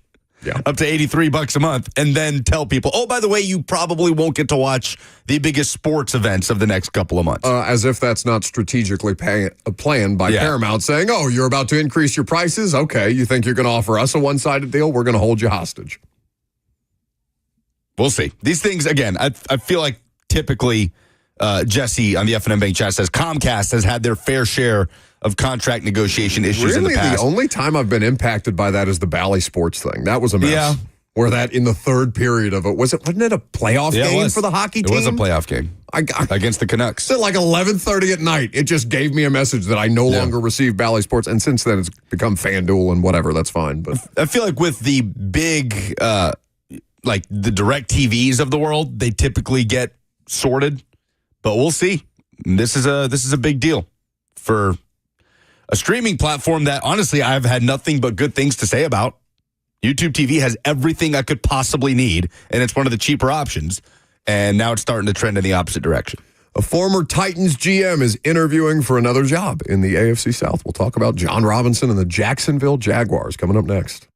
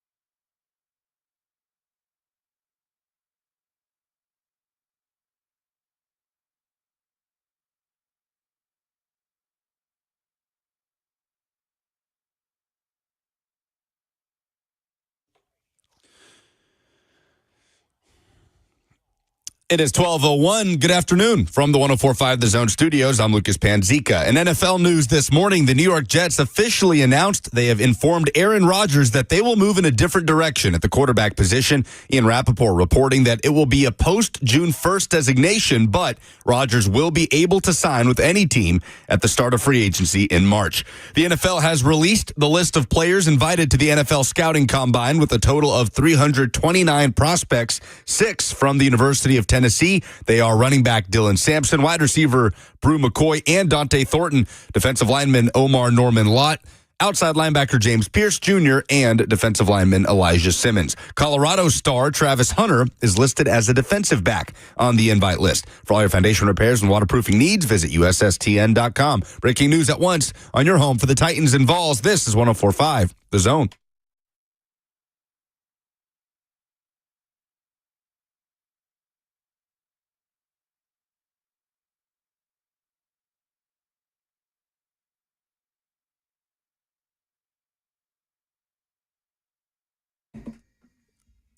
So the Titans have a new general manager. Moved on from Rand Carthon earlier last month. Brought in Mike Borgonzi at the end of the month. And have put in place their process, or at least their structure, to go about getting this thing right. The reason why it has been so wrong here in Tennessee has been for a long time the roster. Now, at some point, Lucas, I'll tell you this before we get into this specific conversation. I'm gonna get to a point where I grow tired of them just pinning things on the roster. At a certain point, it's incumbent upon somebody to do something, whether that was Rand Carthon, Mike Borgonzi, Brian Callahan. But we are all understanding that the roster was in no state to compete and that they tried to patchwork it together last year, and that was not successful. Yes, and still is not in a state to compete. There's a long road ahead.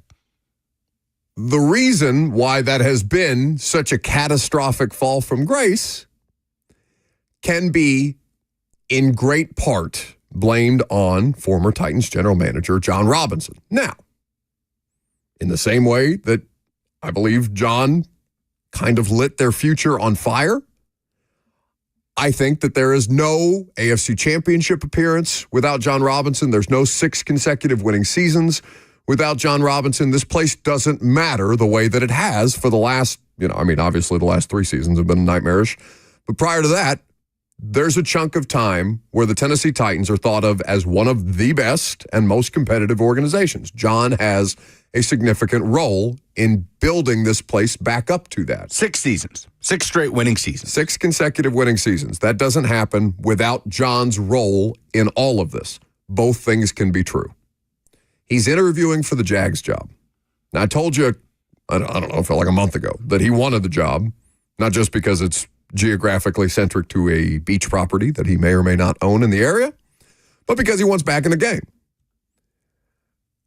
The first question that's asked of John Robinson in the interview that he did with the Jets, because he did interview with the Jets, and now with the Jags, is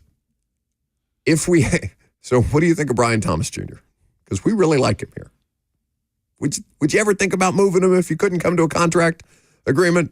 Because that guy that you traded away in Tennessee, that A.J. Brown guy, he looks like he's doing pretty well after that ended so unceremoniously. Now, is that the first on the list of what happened questions for John Robinson? Yes. Hell yes. Isaiah Wilson's pretty up there. He's second. But honestly, the more harmful thing to me is A.J. Because the first-round draft pick that you got back after the fact did not, it's Traylon. It could not be more opposite extremes, the experience with the two of them. It's Isaiah Wilson second. It's then the discussion of medical risks. How comfortable are you with taking medical risks on players third? Because Caleb Farley is also a part of this equation. There are a bunch of reasons why the Tennessee Titans roster is in shambles. And he was responsible for a great many of those decisions at the end that saw one of the more competitive franchises in the AFC become a complete non-factor.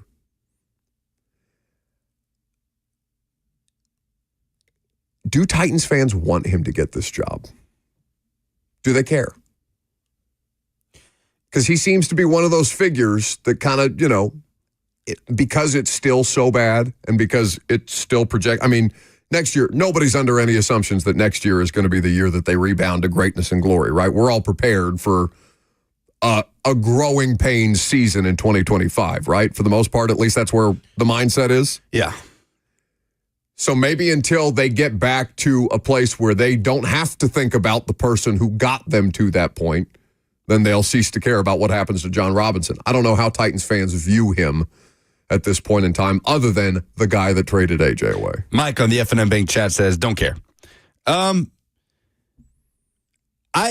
am more fascinated at how he would pitch his approach and how different it would be from his time in Tennessee as the Titans and other organizations do this, moving to a place where, kind of like in college football, more and more organizations, programs are trying to take as much off the head coach's plate as possible, right? General manager is now a position at the college football level. There's just too much for a head coach to do. Ryan Day gives up play calling, and Ohio State makes that leap to the national championship. The Titans now have this pecking order in the front office. Brinker to Borgonzi to Ziegler, McKenzie in there.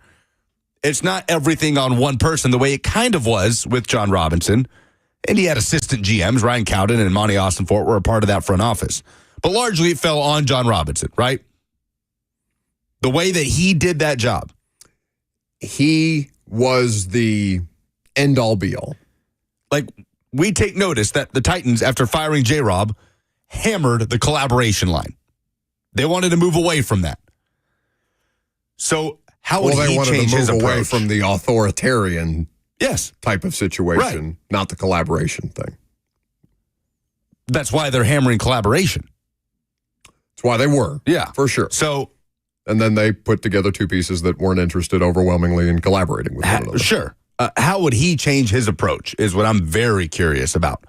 With the Jags, I have no idea what the Jags are looking for in this GM. Well, that's the other part of this, because there's reason to believe that the Jags fired Trent Baalke because Liam Cohen didn't want to work with him. And if Liam Cohen says, I don't want to work with John Robinson, then how does that go? Also, this report that the Steelers are calling the Jags to kick the tires on Trevor Lawrence, who are they calling? Tony Baselli. Oh, right, because he has a front office position. Mm-hmm. So is he kind of, in so many words, the interim GM, so to speak, right now in Jacksonville? Well, yeah, because they don't have a general manager at the Combines in 2 weeks. They're still interviewing people. Less than 2 weeks. By the way, Michael DeRocco of ESPN, he covers the Jags for ESPN. John Ledyard kind of alluded to this when he was on with us. DeRocco tweeted, regarding recent report that Steelers have inquired about a trade for Trevor Lawrence, a Jaguars source says there's, quote, no chance they will trade Lawrence, and called the idea ridiculous. Well, but that doesn't dispute the call. This is my thing. Like, these calls are made every day. Every day, somebody in your building should be responsible for making a call to the Browns. Hey, what would it take to get Myles Garrett today? How about tomorrow? Next week? Has your price changed? You have to continue to explore all options, no matter how unfeasible, on rosters. I don't know if that's how, for example, Luka Doncic became a Los Angeles Laker. That just happened to be a product of one of those calls and a particularly frustrated general manager, but these things are explored every day. Yeah, it doesn't mean the previous report was wrong, because all Ryan Burr stated was saying that Steelers have made inquiries. Right. So both can be true, that the Steelers made an inquiry and the Jags said, no, that's ridiculous. Correct. But I think people are going to hear that and hear ridiculous and be like, oh, well, a call was never made. No, calls are made like that every day, multiple times a day. John Robinson's plan to correct the Jaguars, what would you most want to see them accomplish? If you were, like, what would be the barometer for what he has to do here? Because the biggest issue that they have right now is Trevor Lawrence. Like, the enigma that is the underperformance of Trevor Lawrence. One of the most underperforming players relative to expectation in the league to date. And Ledyard, I don't think, again, I respect John's opinion because he's pretty forthright with it, where he's talking about Trevor Lawrence's not necessarily having the same desire to be great, right? He's talking about Baker Mayfield. Baker Mayfield going above and beyond the call of duty to make sure that he could work with Liam Cohen to master what Liam Cohen was trying to bring to the table to the great benefit of Baker Mayfield's season. He just had a career year. What, Trevor not all ball all day? That's kind of what John said. It is what he said. And that's not, I mean, is that a discussion that's been had around Trevor Lawrence before? That's not something that I've heard. I wonder what the, like, the Jags are a tougher problem to solve than like a team like the Titans. The Titans, it's pretty clear cut. Yeah, your roster sucks. Go get a better one. I believe that the Jags are bought into Trevor Lawrence. Well, they have no choice. And Liam Cohen is brought into Trevor Lawrence. Well, no, if the Steelers are making inquiries, they could potentially have a choice. No, but you draft the number 1 overall pick at quarterback. You go all in. Yeah, and they gave him the contract. Foreseeable future. They hired Liam Cohen, to your point. Everything is done in service of that number 1 overall pick at quarterback. If the Titans do it, that's how it should be here. So John Robinson's job, if he were, whoever gets hired as the next GM of the Jags, would be to put Trevor Lawrence in the best possible position to succeed. That's the job. Offensive line issues have plagued the Jags in the last couple of years. You think if he gets hired, J-Rob takes a run at the Duval thing, like Liam Cohen? Would love that. Again, the entire clip of that is infinitely more cringy. I have to wonder how much of a guarantee was given to Liam Cohen about his influence on this roster. I mean, clearly based on the fact that they fired Balky and then brought him back in. When he's being hired before the GM that he will work under is hired. So that's all part of the context here. Jael on YouTube says, I wouldn't let Robinson run the food and beverage department. Again, John was very successful until he very much wasn't. There is a period in time where John Robinson is regarded as one of the best football executives in the sport. And that's how fleeting it is, right? You can, it's not like the game, I mean, I guess elements of the game can pass you by, or trends can pass you by if you're not willing to continue to learn and evolve and grow. And I'm not saying that was John necessarily, but there were some things that would indicate that a bit of an edge was lost. I think I kind of look at it like retread coaches, though. That's the first GM job that John ever had.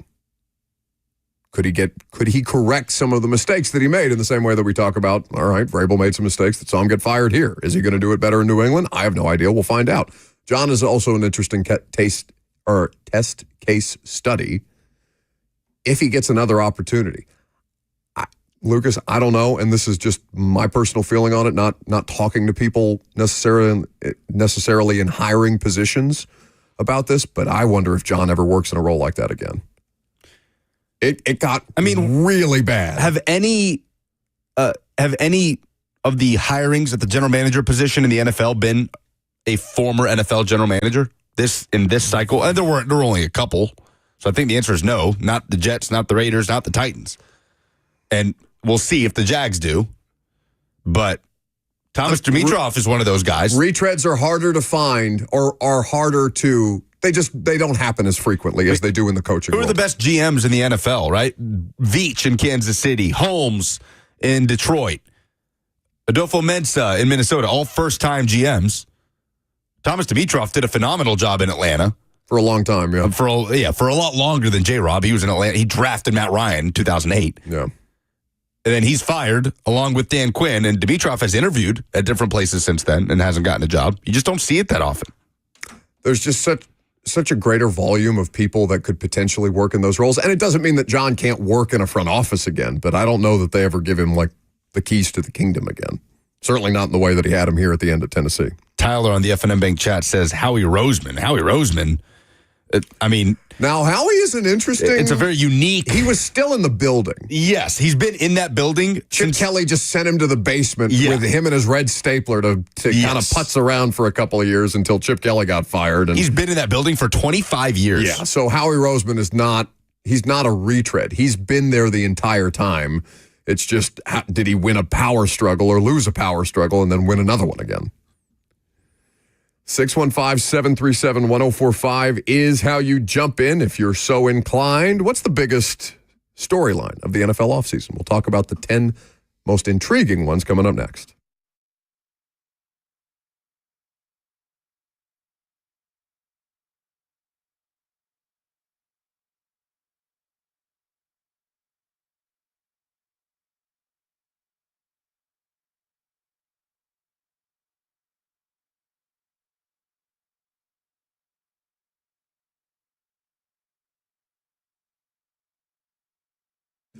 Will I have enough money when I retire? When should I start to draw from Social Security? If these questions keep you up at night, let me introduce you to a team that's there to keep you on the right track and guide you through it. That's Trajan Wealth, Trajan Wealth. Trajan Wealth is not just any financial firm. They are your partners in securing your financial future. And they're more than just a fiduciary firm. They're a family-owned, veteran-led team that puts your needs first. Let their decades of experience specializing in retirement planning and wealth management work for you. Trajan Wealth offers free consultations to help you develop your plan and your peace of mind. So call them today at 615-270-5000. That's 615-270-5000, or visit them online at TrajanWealth.com. Advisory services offered through Trajan Wealth, LLC, an SEC-registered investment advisor. This is a paid advertisement.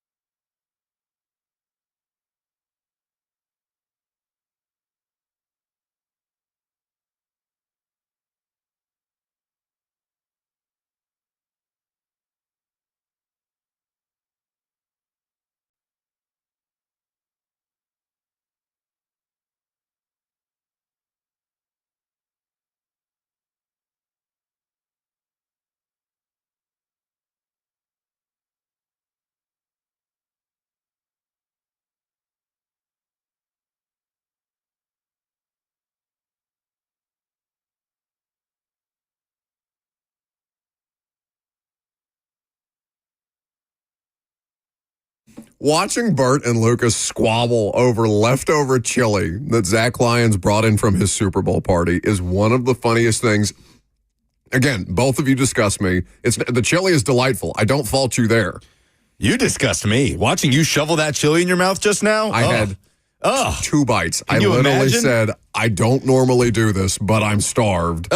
So today, I did partake. But the two of you coming to blows. I'm not the one still trying to chew chili while he's talking into the microphone.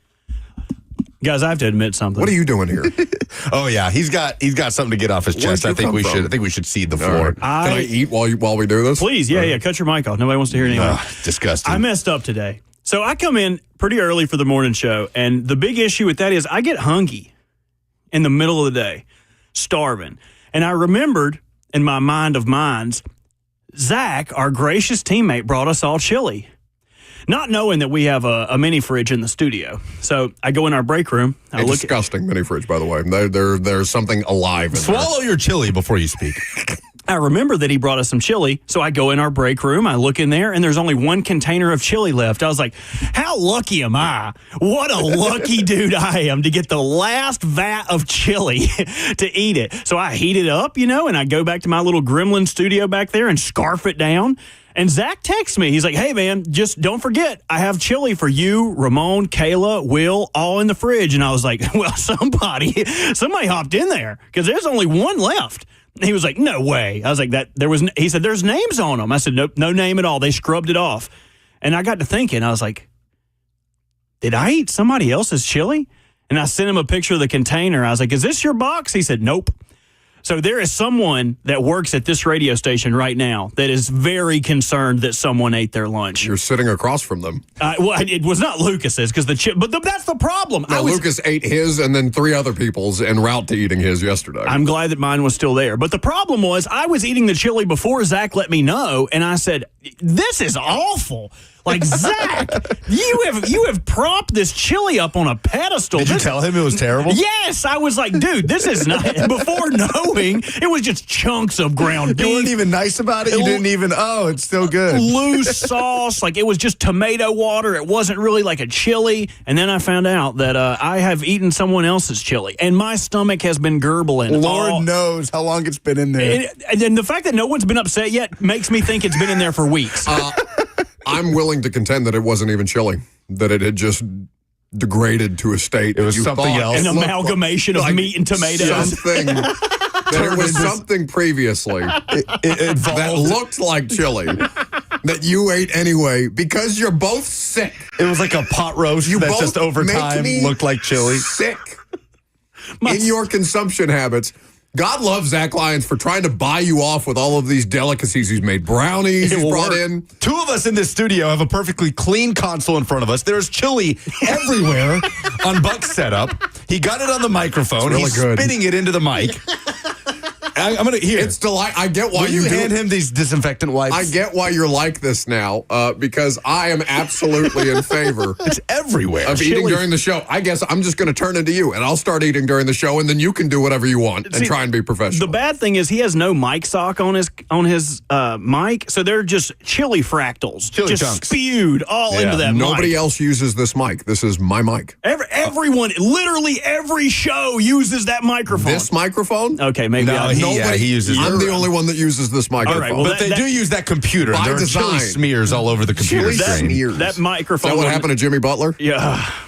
Woof. I have to go eat another bowl of chili. Can you not? Gotta go. Can you send me the shadows? But I do think the longer... No, I'm eating. Now you have to stay. The longer we go without getting a company-wide email of who ate my chili, the more concerned you should be that was in there for a long, long time. When I tell you my stomach is hurting, I have wondered which end it's going to come out of for about... I ate it at like 7 o'clock this morning. I've wondered for about 5.5 hours if I was going to be 7 a.m. chili? I'm starving. I'm so hungry in the morning. I mean, at that point, you've been up for 3 hours. I don't blame you. That's what I'm saying. And Ramon always brings me great coffee. He every morning wants to bring me a coffee. I appreciate that. But when you have coffee on an empty stomach, I just get jittery and sweaty and nasty back there. I had to eat something to knock the caffeine shakes off. It just happened to be someone's 3-week-old chili. Yeah, it's hopefully 3 weeks The fact old. that Buck licked that container clean is saying something. Someone that will not eat fries with their hands but would lick a chili container clean, it's saying something. Duck Falling asked in the FNM Bank chat, is Buck eating his chili with a fork and knife? It's just falling through the fork. No, I'm not going to use a spoon. That's disgusting. Can I go eat my chili now that you're done? I want to know, before you leave, Okie dokie. what is the most expired item of food that you have ever eaten? Oh, I do not. Those are guidelines. What is the period of time? Or what is the thing that is most conducive to ignoring an expiration date? Any canned vegetables. Like, do y'all have Ollie's around here? Ollie's, good stuff, cheap? Nope. Okay, well, in North Carolina, it's like a bargain bin store where anything that's past Around stuff here, you've cheap. lived here for like 3 years. Okay, I don't know. I don't go into every neighborhood and sect of this city and see if y'all have bargain bin stores. There's one in Madison, according to Jackson. Okay, Ollie's, good stuff, cheap. I will go in there and buy cans of tomatoes. It's like, oh, these went bad in 2022. They're fine. They're acidic. They're in a tin can. Nothing's Yeah. going to happen to them. I frequently use those in soups and chilies. So any kind of can, I don't give a damn what the number on there says. If it don't smell good, and when I go like give it the little test, like, you know, when you'll stick your tongue in something to see if it offends you. If I give it the little test and it doesn't offend me, I'm using it. Same thing with stuff in the fridge, though. Cheyenne, if there is one thing, say you buy some fruit and one piece of fruit gets mold on it, do y'all throw the whole thing away? Yeah, just that one Just piece. the one. Yeah. Just the one. Cheyenne will throw a whole thing of blueberries away. Like, the rest of them were good. Oh, yeah. And honestly, I'd have washed the mold off that blueberry and probably been okay. You wouldn't have known the difference. You're always throwing them in by the handful. That does not bother me. It doesn't take much with food. I can get over that. Grace won't eat leftovers. Like this is an even more extreme What a lucky man. position than I take. Because like I don't want to waste. Like if I've spent money to purchase the items to either make the food or to go out to dinner, I want that food eaten. It's like you're getting a 2-for-1. When the biggest arguments that we have ever had in our relationship is her throwing food out like after 3 days. Oh no. And I'm can't just do like, that. even I, who am I really don't think I'm that picky, even though you guys like to make me seem that way. I just ate an entire thing of chili on camera. Are you kidding me? In what world? I'll need that video cut, Jackson. It was a big step for you. I have the evidence of the eaten chili. That's what I'm back saying. here. This is a phobia. This is a phobia for all time for me. So the fact that I did this on camera is a step in the right direction. But I'm telling you, it's as close to an actual argument as we've ever gotten in throwing food out after like 3 or 4 days. I'm going to pitch something right now. We need to have a potluck competition at the station where everybody brings what they think their best dish is, and then everyone gets to eat it throughout the day. We have a competition. It just sounds like you don't want to go out and pay for lunch. You don't have to give all of my secrets away. It's not a secret. You can let me get some free food. You literally just said, hey, everybody, make me a buffet of delightful items to come in and sample at 7 a.m., chili or not. I'm trying to see what Dawn's breakfast casserole tastes like. I'm trying to see what... For scientific purposes. Right. I'm like trying cigarettes. To okay. I'm trying to see what Kirby's cigarettes taste like. Everyone bring in what you think you cook the best. Kirby's would probably be a Pepsi and cigarette casserole, which I would happily and drink off. I took him out to St. Elmo's last year at the Combine just to see if I could see him eat solid food. It's the first time I've ever seen him eat food. I always get worried when the wind picks up around here that it might just carry Kirby off, blow him off into oblivion. There he goes. Oh, Kirby! Somebody get a string on that man. Speaking of carrying off, take your ass to the shadows. I can't wait to eat this chili. UW says, I ate a can of Chef Boyardee a year past the date. That beef ravioli was still solid. Doug Foley makes a good point. Sell by and Best Buy are different things. But they should have variations. If something says this is Best Buy February 13th, then it should under that say it is decent by February 20th. It is okay by February 25th. And then, please, God, don't eat this by April 16th. It is go to the hospital by May 1st. I don't know where I'm supposed to go from there. I don't either. I think we talk about more of your eating. Eating phobias? Yes.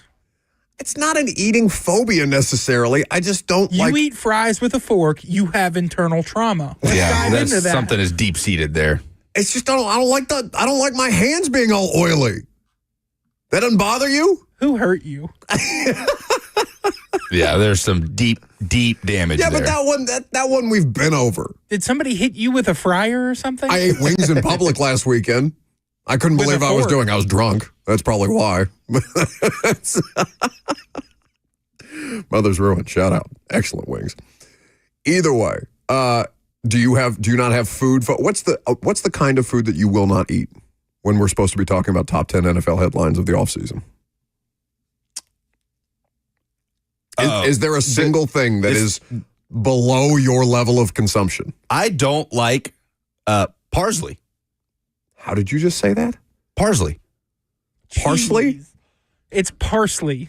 Parsley. Oh, come on. There's no please. Z There's in no parsley. Z in it. Come on. Please. Semantics. Now we're just getting Nobody does that. This is not like potato. This is parsley. Parsley. There is one unanimous way to describe the kind of herb that you have just referenced. It's parsley. Parsley. We're saying the same thing. But No, we're not. That is a staple in a million Italian dishes, in a garnish on pasta, and I can't. I have people affirming my position on eating French fries with a fork. Who's people? One person in the chat. One person. How much in the did you chat. on Venmo YouTube. him? Huh? How much did you Venmo them? Not enough, clearly. There are dozens of us. Dozens. Small but mighty. Anyway, we can do food phobias at a later date. What's the biggest headline of the NFL offseason? The QB carousel. Okay, but let's boil it down because we have to do this by degrees. It's easy to say the QB carousel because there's a million different quarterbacks that can be involved with it. Well, there's really like 6. Yeah. But Yeah. still, I mean, I would argue there's more than 6. Let's take it from free agent, Aaron Rodgers and Sam Darnold at the top of the heap right now, however you want to stack them. Potential acquisitions, who I would put Kirk Cousins, Matt Stafford, and Derek Carr all in that category. That's 5. You're talking about the 2 quarterbacks in the draft who are talked about most often at the top of the draft, which is Cam Ward and Shedeur Sanders. So that's 7 different quarterbacks under the quarterback carousel umbrella. Yep. I think Matt Stafford is the most compelling one. Matt Stafford, if you're a team that is QB needy and you need a guy to come in and help you compete immediately, if there's even a sliver of hope that he's available, he would be the plan A, right? He would be the plan A for every team that is in need of a quarterback right now if he were to become available. Like truly available. There's not a better option as far as, I mean, he's still at an advanced age. Matt Stafford is what, 37? 37. So he's 4 years younger than Aaron Rodgers right now. He turned 37 exactly, or almost exactly, 1 week ago. Happy belated birthday to Matt Stafford. He's 37 years old. He's a Super Bowl champion.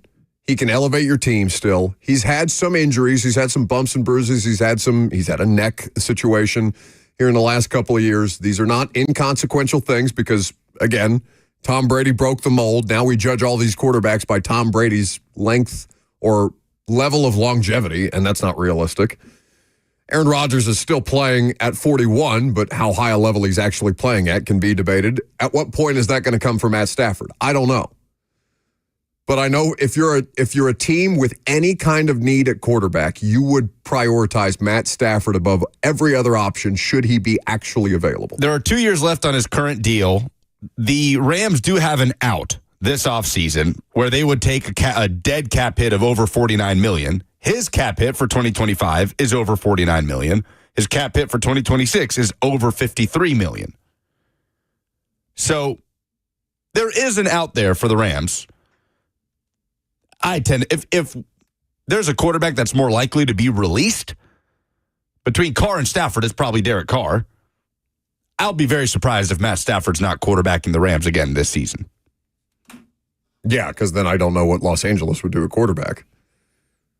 I mean, because that would be a not very F them picks move. And I know that they're not, beholden to that each and every year. that seems the most far-fetched one, but that would be the one that's most interesting to me.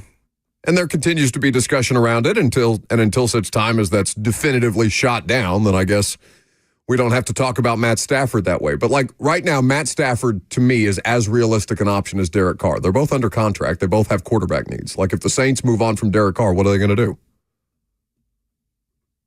Great question. You know, I mean, this is not if they have the number 9 pick. It's easier for Atlanta, for example, because they have Penix and Cousins. They can just ride it out with Cousins as a backup if they don't really feel like that they're better for moving on from him. They're certainly not better off for cutting him.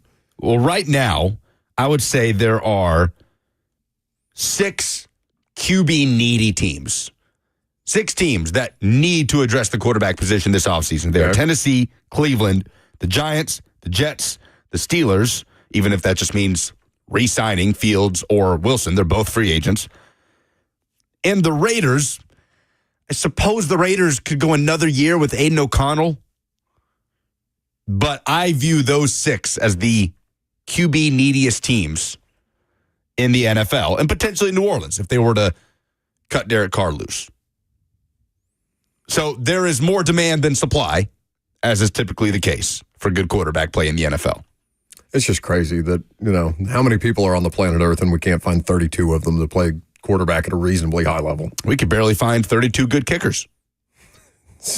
It's true. 615-737-1045. Last call for phone calls if you got them. I'm Buck Rising. It's 1045 The Zone.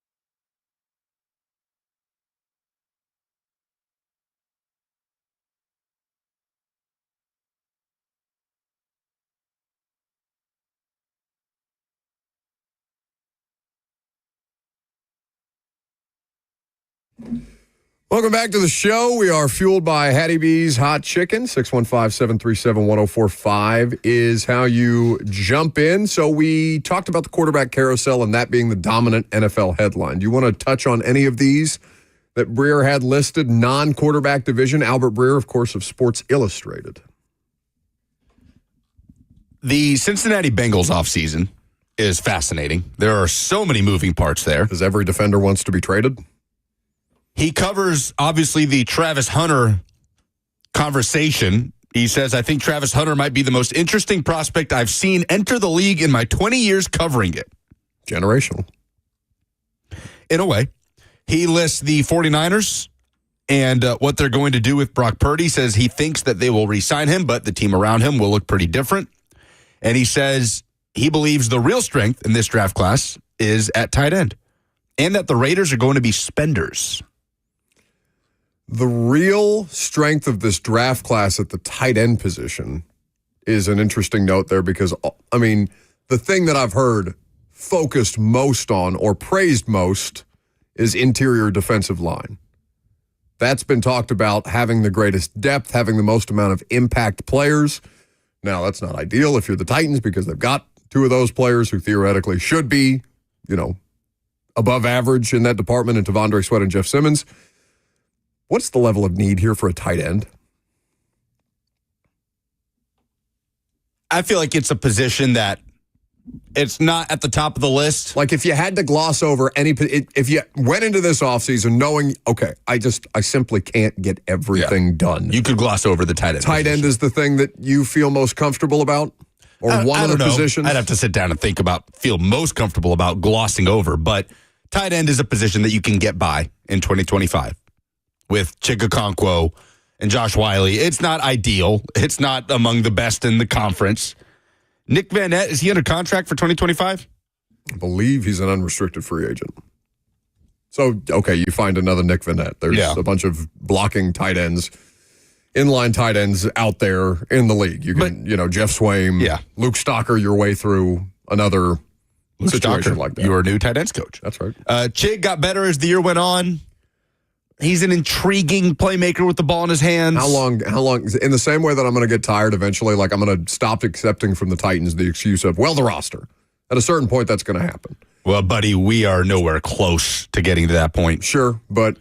this is the first time there's been an acknowledgement. No, but I'll be honest, Lucas, last year it kind of wore on me too. I'm like, okay, but you can figure out something to be better than 3-14. Of course. That was my main contention with the level of fatigue I had. The fatigue I had with the messaging around last year. The roster. Okay, I get it. I've seen it. I know it. I've been here when it was good, and as it got bad, like, I understand this point. I've seen plenty of people figure out how to do more with a lesser situation, and I did not see that from this particular team last year. But I get your point. The other part of that is, with Chig specifically, like the potential discussion. I'm also tired of trafficking in a player's potential beyond the point of, okay, but is it ever going to translate into skill? Chig is a athletic player. He is somebody who has improved as a blocker. I think you can use Chigakonkwo more within the scope of your offense than you previously could. And he's gotten better over that, I'd argue, the last 2 seasons. But like the late breakout stuff, when the season is already done, twice now this has happened where Chigakonkwo looks like a viable playmaker when their season means absolutely nothing. Yeah, and all 3 years of his career, numbers have been fairly even, right? Right around that 400 to 500 yard mark in receiving, 1 to 3 touchdowns. Really, his rookie year, he had his best mark in yards per catch. He had almost half as many receptions his rookie year than he did his second and third year. It's a contract year, though, for Chick. So 2024 or 2025 is his opportunity to prove it. Somebody whose YouTube handle is simply Firebrinker says you have to give Chig the ball. He goes somewhere else, and he's going to succeed. Yeah, but that's what you told me about Jonnu Smith. And Jonnu had a late surge this year for the Dolphins, but that really never manifested with the Patriots. It took a good part of Jonnu's being on the Dolphins for that actually to kick into gear. He's a Pro Bowler this year? That's what Jackson just said. Yeah, he had a nice year for Miami. I mean, he genuinely he became one of their top targets, especially kind of trying to survive the quarterback stuff. Over an 800-yard season, 8 touchdowns. That's what I'm saying. He was productive. He had a nice year, but this is the first. It's a career high. Again, it's the first year he's had like that since he's left here.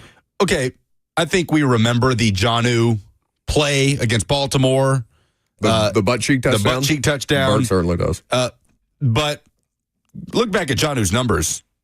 Chikakonkwo's best season of his career here is about as good as statistically any of Jonnu's seasons. Yeah, but Jonnu never became what Titans fans wanted him to be either, which is and they were weapons around him. They were sold Delaney Walker light, and that never happened. And they had more weapons around him. Pulse? What?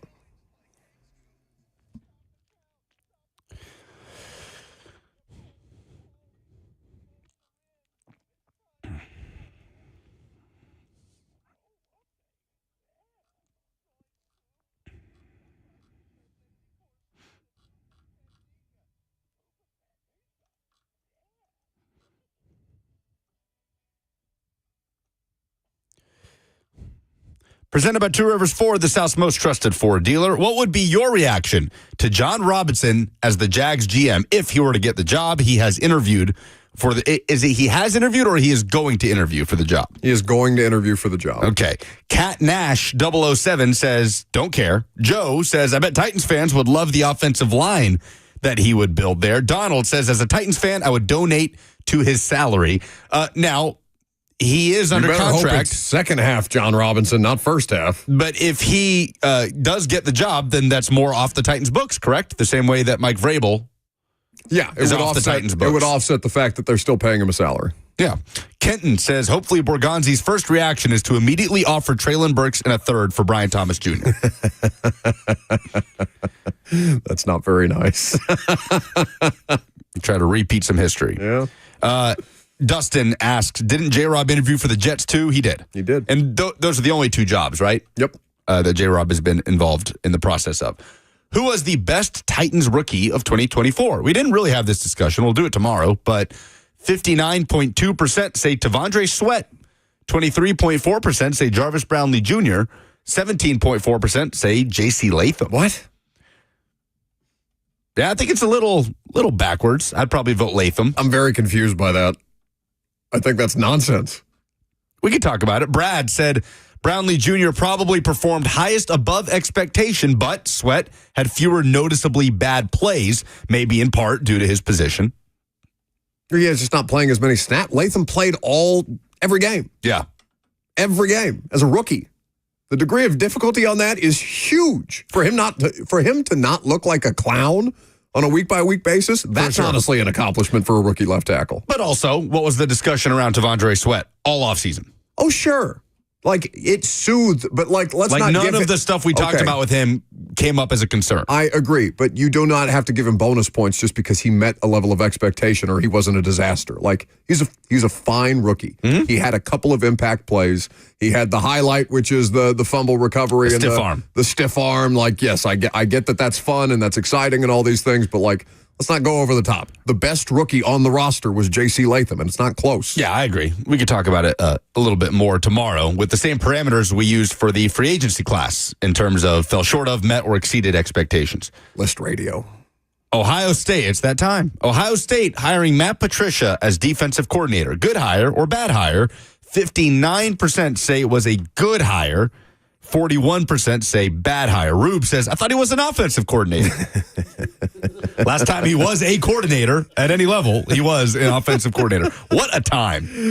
Oh, the Patriots at the end. I don't know if people are ever going to talk. Maybe people will just forget that period of Bill Belichick's tenure at the Patriots and just talk about the 6 Super Bowl rings. I don't know. Did he? I don't think he ever actually held the title offensive coordinator. It was like senior football offensive line assistant or something like that. I don't know. I think he was the O-line coach, but an offensive having never senior done that. advisor, but he did call the plays for Mac Jones in that offense. Yeah, what a time. Not great. Those are the polls. Excellent. That's the show. Appreciate you guys hanging out with us today. One more episode of the Primetime program tonight. We will talk about the viability of the quarterback market and how the Titans can get involved. See you then.